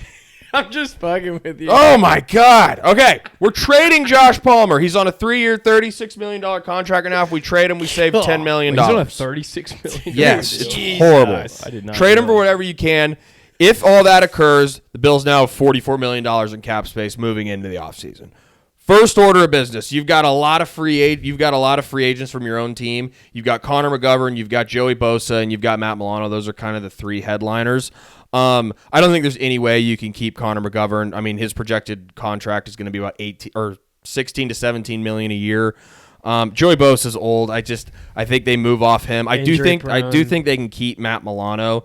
His average contract right now is projected to be about $3 million a year. You can keep him in house. I know he's got health concerns. You keep him in house. He's been a leader and staple for this organization. You keep him for cheap.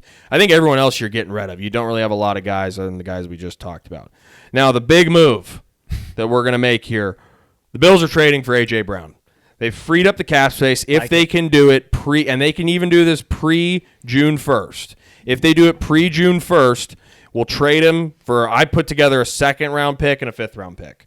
He'll be about a $24 million cap hit pre-June 1st. I think Philly gets a lot back in return. I think it's a good deal for both sides. You get Josh Allen, the wide receiver one he's needed since getting Stephon Diggs. That's who Josh is throwing to now. That is exactly who he's throwing to now. Now that cuts down the cap space to about $21 million left. So moving into free agency, we don't have a lot to work with, so we got to just make moves around the margins. First thing I want to do, we got to get some edge rushing help. So we're going to go sign Derek Barnett, 2 years, $6 million contract. He's going to be a $3 million cap hit. He's not much. He can be a rotational pass rusher for you in a spot of need. Next, we're going to get Christian Kirk. He showed signs of life this year with Houston. 1-year deal, $5 million. That's about what his average is right now, his projected salary. That'd be a great signing. Get him to fill in as your wide receiver 3, wide receiver 4, kind of a guy who can take the top off the defense. Still, I think it'd be a good fit, especially with A.J. Brown. Next, DJ Reader. He's old now. His projected salary is like $4 million. We're going to get him on a 1-year, $4 million deal. And then lastly, we're going to need Derek Barnett. Can't hold down the edge rushing spot all by himself. No. We're going to get old Hassan Reddick. And we're bringing him in just like we brought in Joey Bosa last year. Be another rotational edge rusher for us. 1 year, $4 million contract. So we solidify the edge rushing positions with a couple rotational guys. Big move. We go get A.J. Brown. Now, to the draft. First round. If Denzel Boston is there, I think he's an auto pick for them, even though you just drafted A.J. Brown. A.J. Brown's cap hits for the next 2 seasons are hefty. After that, you can move off of him pretty easily. So I think you're looking at this like we got A.J. Brown the next 2 years. We're going to groom Denzel Boston for 2 years and then let him take over and pray to God he doesn't turn out like Keon Coleman. Second round, because we're losing Connor McGovern, I think you see Sam Hecht here, center from Kansas State. You can plug him in immediately, and he can fill in for McGovern and solidify the interior of the offensive line. I think he'd be a great fit for their O-line and their running attack. I think he'd be a nice complement to what they've got going on. And, again, you're going to have to get a center if you're letting McGovern walk, and I think they have to. So I think they go after that position early in the draft. And then third round, we go get my boy from Texas Tech University to fill out that linebacking core with Matt Milano, Jacob Rodriguez, Heisman finalist. He doesn't have a ton of upside, but he's going to come in and be a tackling machine for this team. They need help at the linebacking spot. I think it'd be a nice move and a good pickup for them to get him in the He third could learn round. a lot from Milano. He could, like they're absolutely. I love it. I do too.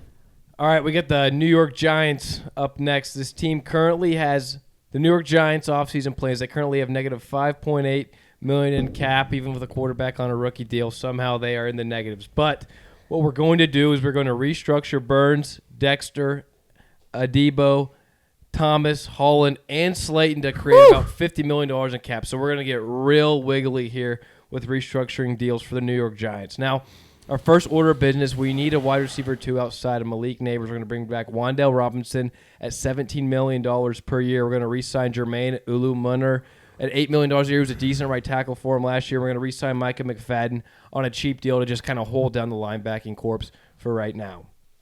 And now going into free agency, we're going to upgrade Greg Van Roten, who's leaving. We're going to get Wyatt Teller, established player for the Cleveland Browns, at $10 million a year. I know this guy's a little bit older and had injury problems, but if this guy's healthy, he'll be able to reestablish the offensive line, get the pocket moving, create some holes for Cam Scatterbo, and really make this make this offensive line kind of work again. We're going to now sign Jaylen Watson. His AAV is at $12 million a year, and he's going to be the first chess piece to help this new defense and help John Harbaugh really reestablish this secondary. We got a ton of talent in the front seven. The secondary, though, needs a lot of help, and Jaylen Watson is going to be our first order of business to help this secondary get back on track. Now, after the restructures, the re-signings, the free agency market, we're going to go to the NFL draft. And with the 5th pick in the draft for the New York Giants, we're going to select Caleb Downs. We're going to pair this guy with Jaylen Watson. All of a sudden, we got some real talent, some real pop in the secondary. Jaylen Watson, Caleb Downs, and then they have someone else, but doesn't matter. Caleb Downs can be the leader of this secondary. John Harbaugh needs a safety in here. They need someone to command the secondary and really be the captain of the secondary. And then all of a sudden, you have the front seven with all the talent in the world. You have the secondary now with some real pop and some real actual ability to be able to stop the pass, stop the run, and be able to get after other teams' quarterbacks, create turnovers, and all those problems. Now, in the second round, we're going to double down, and we're going to get Brandon Cisse with the 37th pick. And we are going all in on this secondary for the New York Giants. The offensive line looks decent now. We have our weapons in place. We're going to get Scatterbo, Malik back from injuries, and we're going to give Matt Nagy his chance of the run with Jackson Dart and this offensive weapons. But in the draft, we're really going to hit the secondary hard. That's this team's biggest area of concern right now. And in the third round, we're simply just going to go best player available, whether that be an offensive lineman, whether that be a wide receiver, whatever it may be. We're going BPA with the 105 pick, and this is our quick transformation to get the Giants back on track, get John Harbaugh, some guys on the defense, get the defense up and running. The offense, I think, should be fine. Or bring back Wan'Dale, do the whole damn thing. I like it. I like it. All right, next I got the New England Patriots. They don't really have a lot of players they can restructure their contracts. It's really just like Milton Williams, Christian Barrymore, Stephon Diggs. Those are the main guys they can restructure. It opens them up. They'll get like $40 million in cap. I have the Patriots. So I have one of two guys. I got them either getting Alec Pierce or Jawan Jennings. The more I look at it, I think Jawan Jennings would be a better fit for this offense. He's good in the run. He's a great number 2. Like they don't really have they have Diggs, but it's like we've said, we don't really know where he's going to be next year. So I think Jennings is just more a guy that can do it all around. Other guy that they could go for is Alec Pierce, but it seems like they already have their deep threat guy in Kyle Williams. They might let him develop for a year or two. So I'm going to go Jawan Jennings for $22 a year to the Patriots. Really get that receiver room solidified a little bit, let him teach the youngsters, I have them re-signing Kalavin Chason to $9 million a year. He's just been really effective for them on the edge, especially late in the season. Gone over it. He's just been really impactful for them. It's hard to let that go. That's a cheap contract. Yeah, that's a cheap contract for him too. And I mean, he could be gone if someone else outbids them, but I don't know if they'd let that happen with how important he was for them.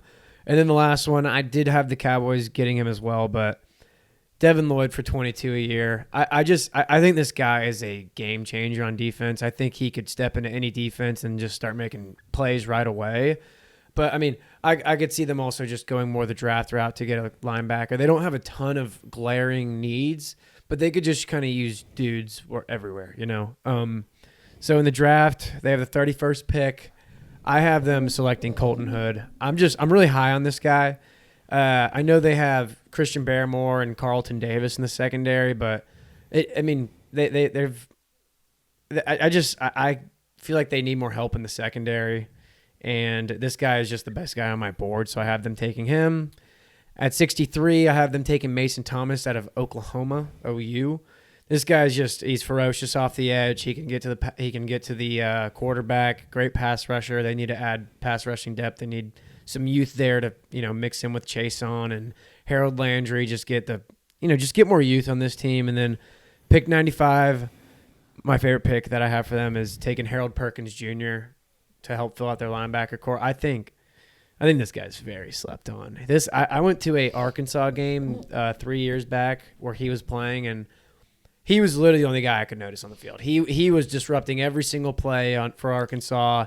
He was he destroyed their entire offense. They weren't able to do anything, and then he had a bad injury. He hasn't really recovered fully, but I have a lot of belief in this guy, Harold Perkins. So, I mean, they just have the Patriots adding depth to their defense, adding some playmakers to their offense, and then, I mean, I think their O-line could use a tackle, maybe a center, but they got a lot of guys on big contracts there or rookies, so I just don't see them making any big moves there, even though I think it would be great for Drake May's development. I like it. All right. Next, we got the Washington Commanders. This is a fun one. They are currently at $61 million in cap space right now. Now, they can get a hell of a lot more by just 3 moves. 1, restructuring Laramie Tunsil's deal. That clears up roughly $15 million in cap space. Next, they haven't cut him yet. This is coming, though. If they cut Marshawn Lattimore, they save $19 million in cap space. I think that's almost a shoo-in. Not 1 cent of dead cap hits their books if they cut him. I think that's a shoo-in to be cut. That clears almost $20 million.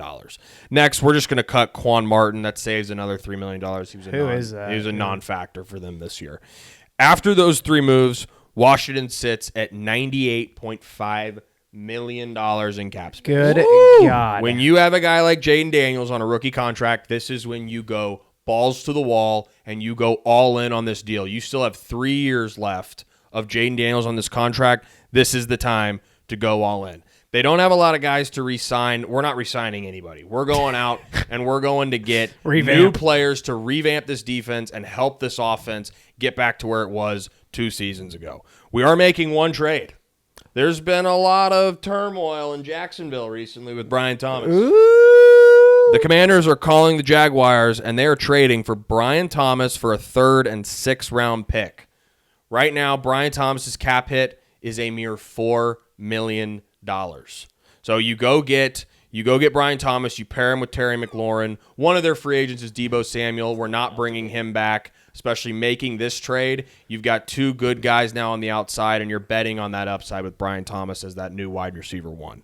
Now to the big moves. Free agency. Big boys. With the Brian Thomas trade, they are now sitting at roughly $95 million in cap space left. So they are going hunting.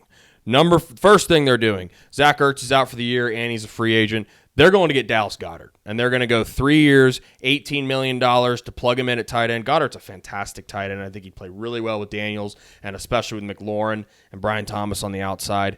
Next, they're going to get John Franklin Myers, D-tackle from the Broncos. 3 years, $36 million. It'd be an average of $12 million cap hit per year. Solidify that D-tackle spot. Next spot, running back. They had just a revolving door running backs, yet they put up a ton of numbers. They've got a great offensive line to pound the rock. they're going to spend, and they're going to get K9 out of Seattle. 3 years, $30 million, $10 million cap hit. They're plugging him in with Jaden Daniels, and they're going to have a nasty rushing attack in their backfield with their quarterback and then with Kenneth Walker at the running back spot. We're also going to go get a little more wide receiver help. We're going to go grab Keenan Allen just on a quick 1 year, $6 million contract, stick him in as wide receiver 3, and let him terrorize the interior of the defense while you got Terry McLaurin and Brian Thomas on the outside. I think for that price on a 1 year deal is gold for them. Next spot, now we're going to go defense heavy. This defense was horrible last year. The big move for the defense, we're going to get Tariq Woolen, the corner from Seattle. 4 years, $60 million, $15 million average cap hit.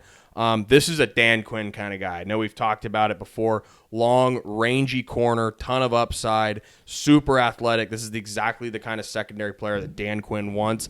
That's, I think, the big fish that they go get in this free agency for their defensive side of the ball. They're also going to go get Nakobe Dean on a 2 year, $16 million deal, roughly $8 million a year cap hit to solidify that linebacking core. Reed Blankenship, they're going to keep dipping into the Eagles. That Eagle well, 4 years, $32 million. They're going to give him a longer contract. He's young. He's a smart player. There's not really any concerns of him deteriorating anytime soon.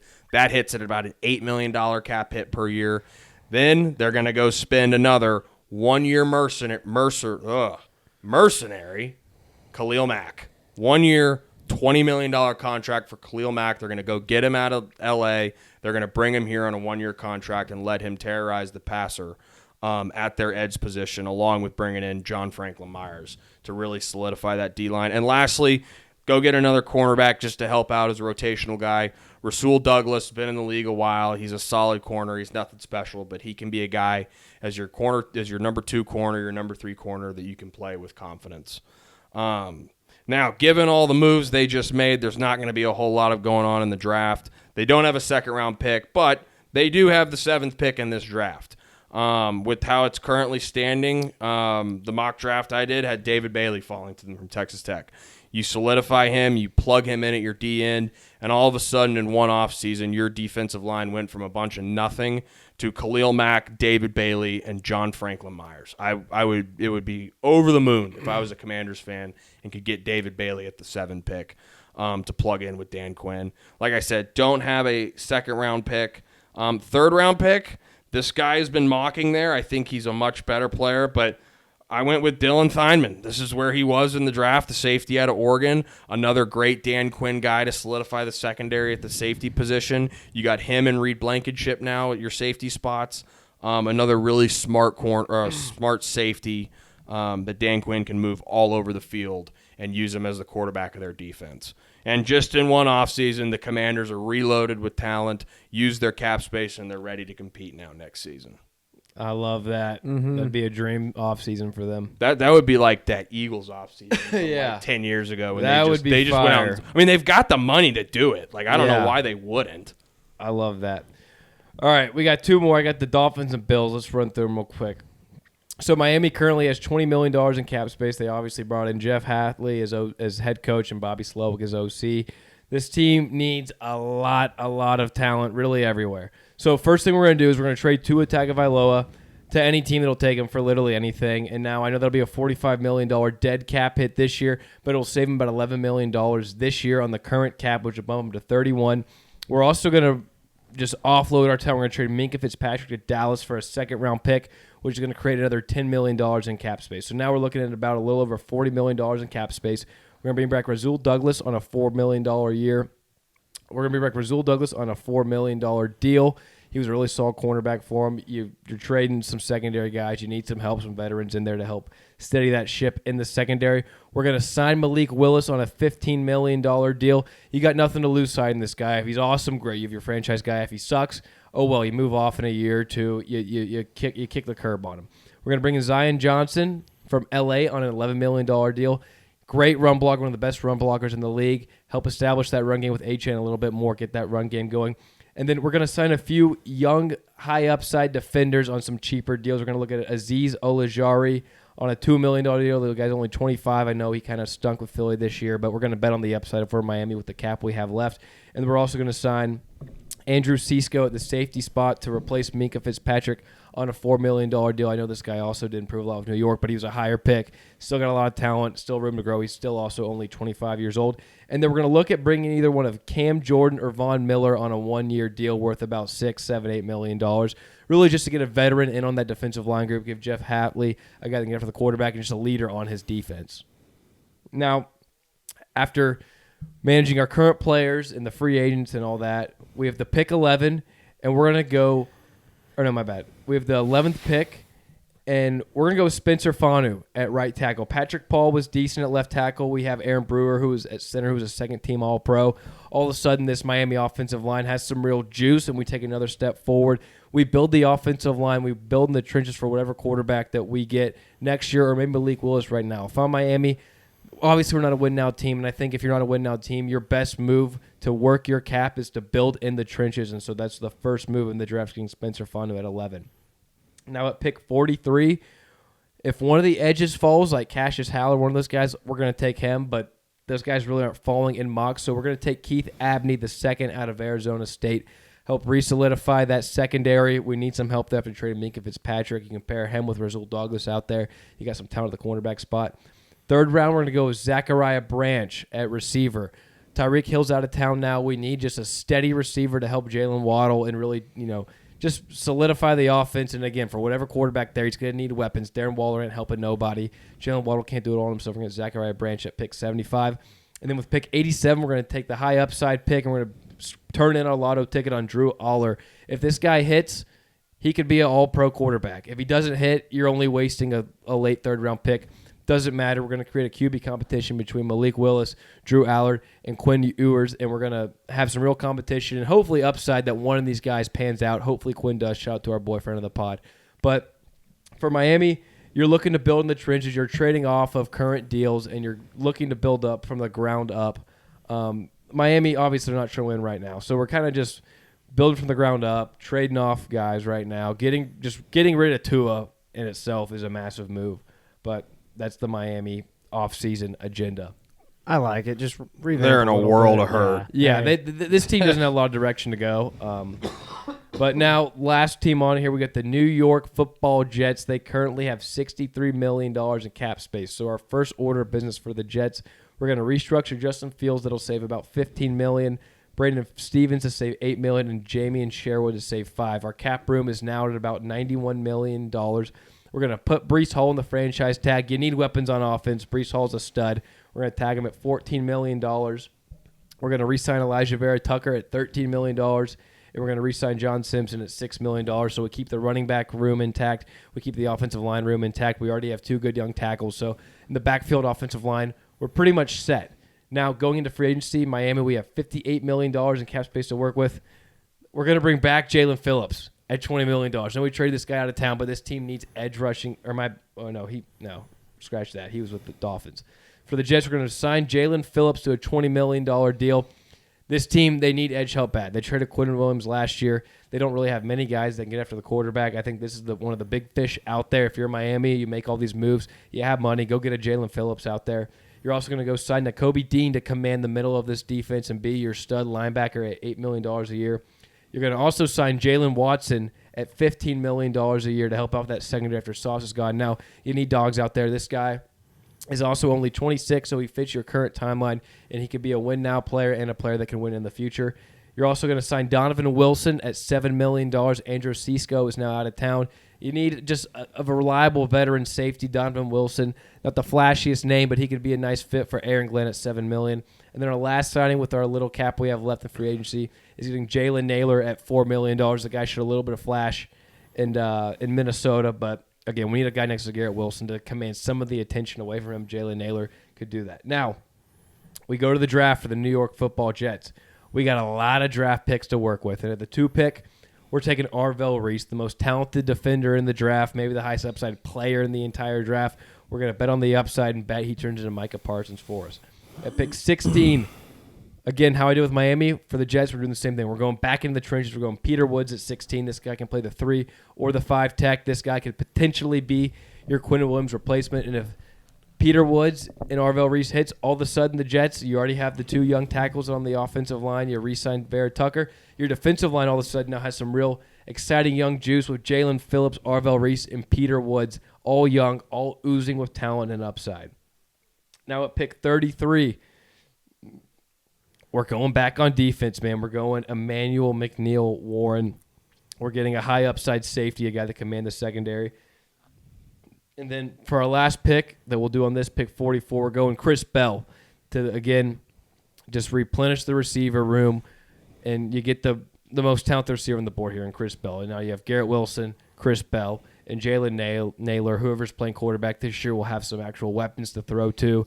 And more importantly, it's really for whatever quarterback does hit will have weapons. And the Jets, with your 4 picks, top 44, you get 4 guys that have high upside, can win on both sides of the ball, and that's the draft plan for the Jets. Love it. Great. I like it. All right, let's get into our last section here of the pod for episode 8 today. Mac Jones. They've been talking about him, boys. San Fran says they're not really wanting to trade him. I would bet if someone calls offering a pretty decent deal, San Fran will let Mac Jones walk. First trade, Mac Jones is going to the Vikings for a 3rd-round pick. I mean, I love that. Yeah. Minnesota. I think that's an awesome. I mean, Mac Jones showed a ton of promise this year, and we've seen exactly what a backup in San Francisco would do, then moving to Kevin O'Connell and the Vikings. I mean, it's like a carbon copy of Sam Darnold. Sam Darnold has more talent than Mac Jones. I think that's clear. But we've seen Mac Jones compete at a high level in this league now in 2 different seasons.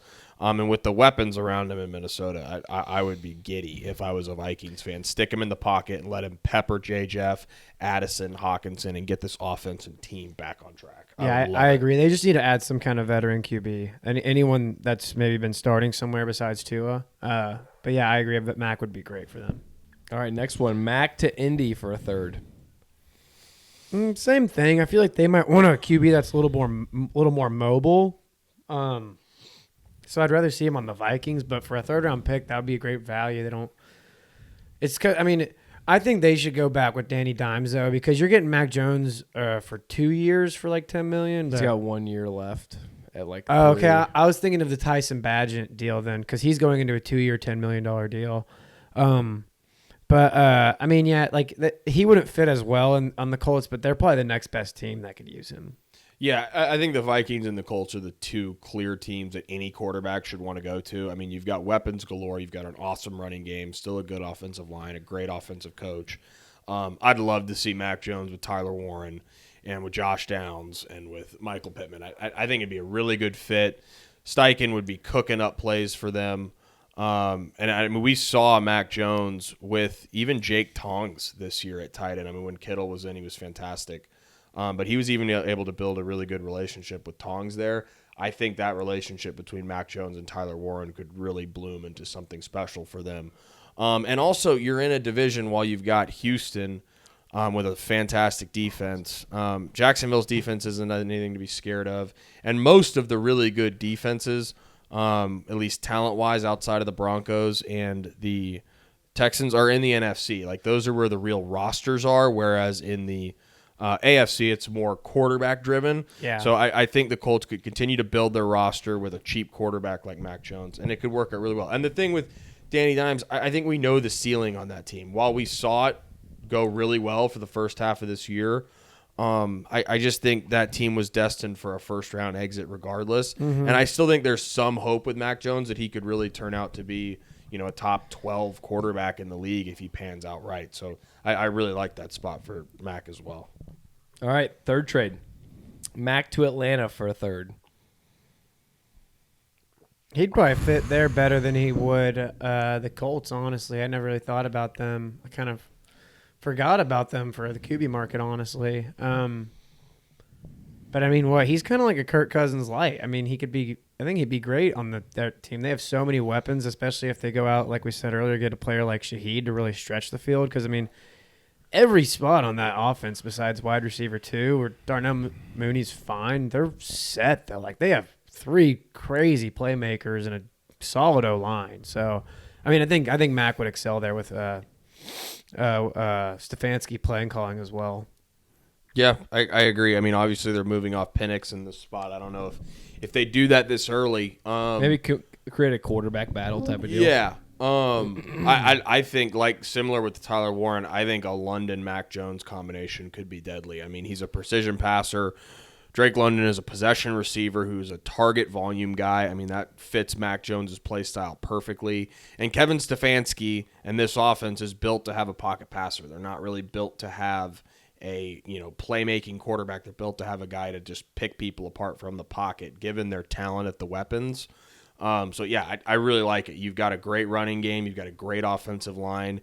They just tagged Pitts, so you're keeping him in-house. You go get one more receiver in this offense. I mean, if they made this trade, I mean, I think they would potentially be the favorites in the NFC South. It's not saying much, but that division's completely up for grabs. So you go get Mac, you put him with Stefanski in that offense, I think it could work out really well. Yeah, I think they should also go ahead and just sign Pitts to a long-term deal.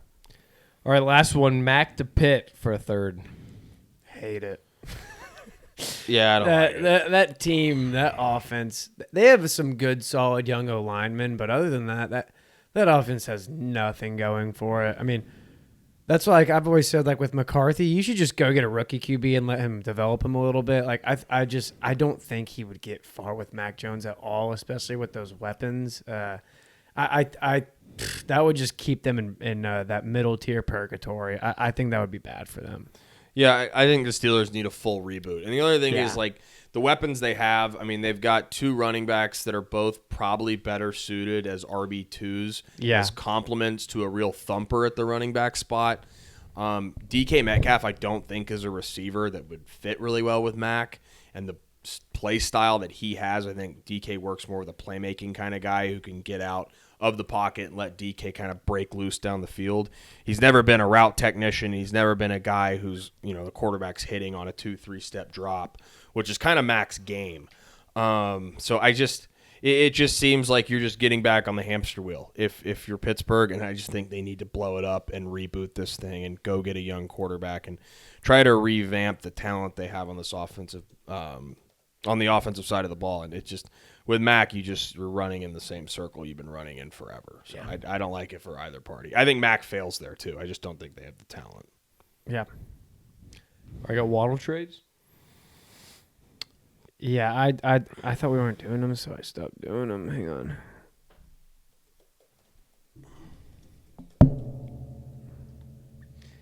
Yeah, I got a Scoot Henderson out of 10. He's played well this game. Rookie auto for like 48 What bucks. He's been playing well. What should I He's make? got a ton of talent. What would the package for Waddle be? A first? Second, probably. Okay. I'll give y'all like 4. All right. Jaylen Waddle trade packages.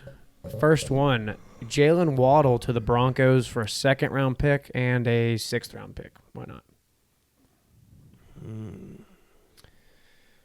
I mean, shit, I kind of like it if I'm Denver. I think he's a perfect complement to Cortland Sutton. And Denver, like we've said, they don't really have any needs anywhere. But maybe at the receiver spot, they got some good, intriguing young guys at the receiver spot. But we don't really know if Troy Franklin or Pat Bryant or these guys are really going to emerge and be that guy.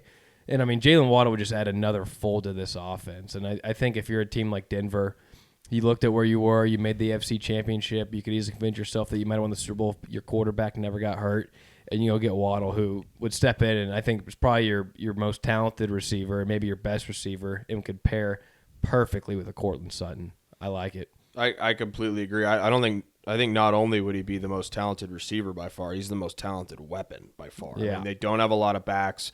The Evan Ingram experience did not work out very well. So I think it's a perfect fit. Like you said, I think the fit with Sutton's perfect. He can stretch the field. Sutton can tear apart that 15 to 20-yard route from the line of scrimmage, and you can let Waddle stretch the field, get him out in space, get him the ball.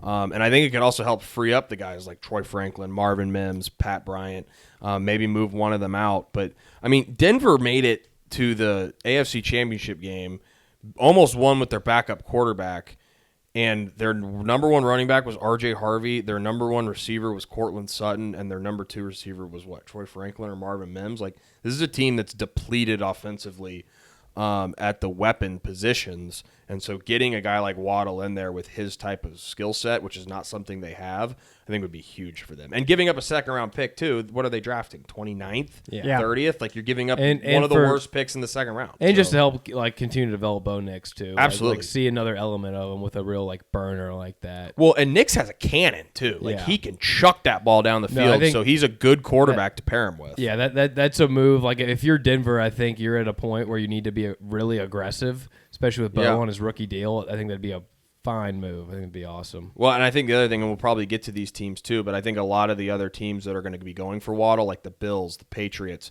you don't want them to get him either. Like, that's a player that could really help them. So not only are you gaining, you're also potentially taking away a weapon from your competing teams. Yep. Yeah. All right, let's say the trade market doesn't heat up too hot for him. Jaylen Waddle to the Tennessee Titans for a third-round pick this year. That would be the beginning of the third, and then a fourth-round pick next year. Because they need to add guys this year. I mean, if I'm Tennessee, I love it. I mean, for a player of Waddle's caliber, it's not a huge package to get up a third and a fourth. I know it's like one of the top picks in the third. What if it was a third But- this year and a third next? I still like it. I mean, I think Yeah. like we see teams with these young quarterbacks, like you got to get them some weapons to really see what they are. And like Tennessee can't go into another season without real weapons about Cam Ward and then wonder if he really is the guy. You got to give the kid a fair crack at it. And I think if you're Tennessee, you get Waddle in there. It's no question he might be your best player on your team outside Jeffrey Simmons. But I mean for that price, I love it. I again completely agree. I mean, you got to get Ward some help, and it's what we see with every team with a young quarterback. They go get them a talented weapon. I mean, people when Diggs went to Buffalo, Diggs wasn't Stephon Diggs yet. I mean, he was always pretty much the 2 to Thielen in Minnesota, and I mean he was fine. He was great in Minnesota, but when he went to Buffalo, he elevated to a different level. I'd be interested to see if that could happen with Waddle. Yeah. With a guy like Cam Ward. Again, like Bo Nix, Cam Ward's got a gun, so he can stretch the field with him, and he'd help a lot for those young receivers who, getting the number 1 corner and the number 2 corner.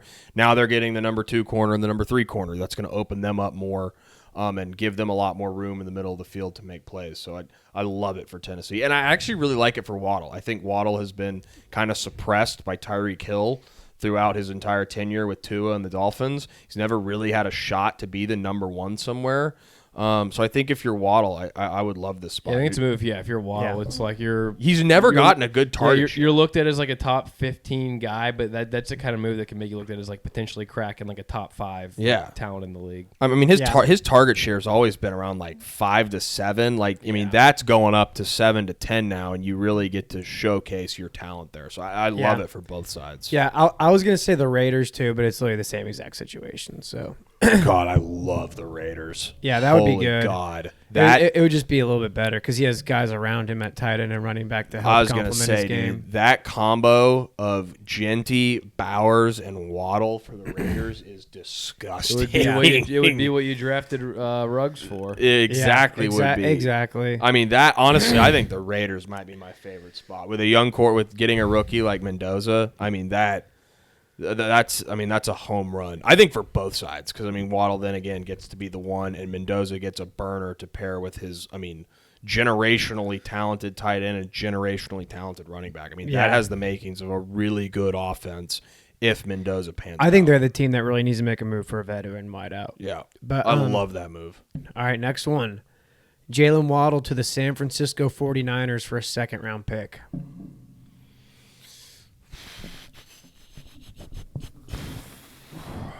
I don't know how much I love this one just because of like Brock Purdy's style of play. Like obviously on paper it seems fire. Like Brock Purdy, Jaylen Waddle, the Niners, McCaffrey. I just don't know if Brock Purdy like either way, like the Niners always like no matter who the fuck they have a receiver, or tight end, or running back, or whatever. It seems like it's a collection of assets of guys that get targets and make big plays. I don't know if I love it for Jaylen Waddle, especially this is a run-first zone scheme, run-heavy team. But for San Fran, you need a guy that can take the top off the defense. You need a guy that can cause some fears on opposing team's secondary. And I think for San Fran, this is probably a kind of move you have to make. Again, like you have Brock Purdy, who now you have signed, but this is a ready-to-win-now team. All your defenders are getting older. Your O-line's getting older. The Niners have to make a move. So if Jaylen Waddle's on the market, I like it for San Fran. I don't know if I like it as much though for Jaylen Waddle's personal, statistics and whatever. But Yeah, it seems like a lateral move for him. I mean, coming from Mike McDonald, who obviously came from Kyle Shanahan, like the role's going to be pretty similar, I would guess. 5 to 7 targets a game. It's going to be a lot of the similar concepts. He doesn't have to learn a new playbook, which is nice. And I think he would fit in well. Shanahan would use him in a lot of different ways. For the Niners, it's like, and I know you have to go get a receiver because, I mean, Ayuk's gone. Pearsall you can't rely on. Kittle's going to be out, potentially the entire season. And I don't think bringing Juwan Jennings back for $22 million is a good idea, especially given the turmoil between him and the front office from last year. Yeah. But at the same time, like, it's just hard if I'm John Lynch and I'm the Niners because I just feel like I keep pouring resources into this receiver position and just continue to get burned. But like you said, Cole, you have to. Like, what else are you going to do? You're just going to go into next season with Ricky Pearsall and just hope he stays healthy and then pray Kittle comes back before week 10? Like, you don't really have a lot of other options. It would just be hard for me if I'm John Lynch to then give up another high-end priority pick and give, what is he getting paid? $26 million a year? Like, you're taking a big chunk of your cap as well. But like you said, you got to make a move. So I don't hate it for San Fran, and I think for Waddle, like you said, it's much more of a lateral move than a spot where he can really showcase the kind of player he thinks he could be. Yeah. All right, I got one more. I was going to say Bills or Patriots, but I feel like the Dolphins are a lot less likely to trade in division. Agreed. And I think we all know how we'd feel if he went there. He'd be the one on those teams, feel good. So I'm going to go with one kind of out there, a team that's probably just trying to get over the hump, make a little more success this next season. Jaylen Waddle to the Carolina Panthers for a second-round pick. I hate that. I thought you would. I don't like Bryce Young. I mean, he's got a good touch on his deep ball, but he can't really push the ball far down the field like some of these other quarterbacks with cannons for an arm.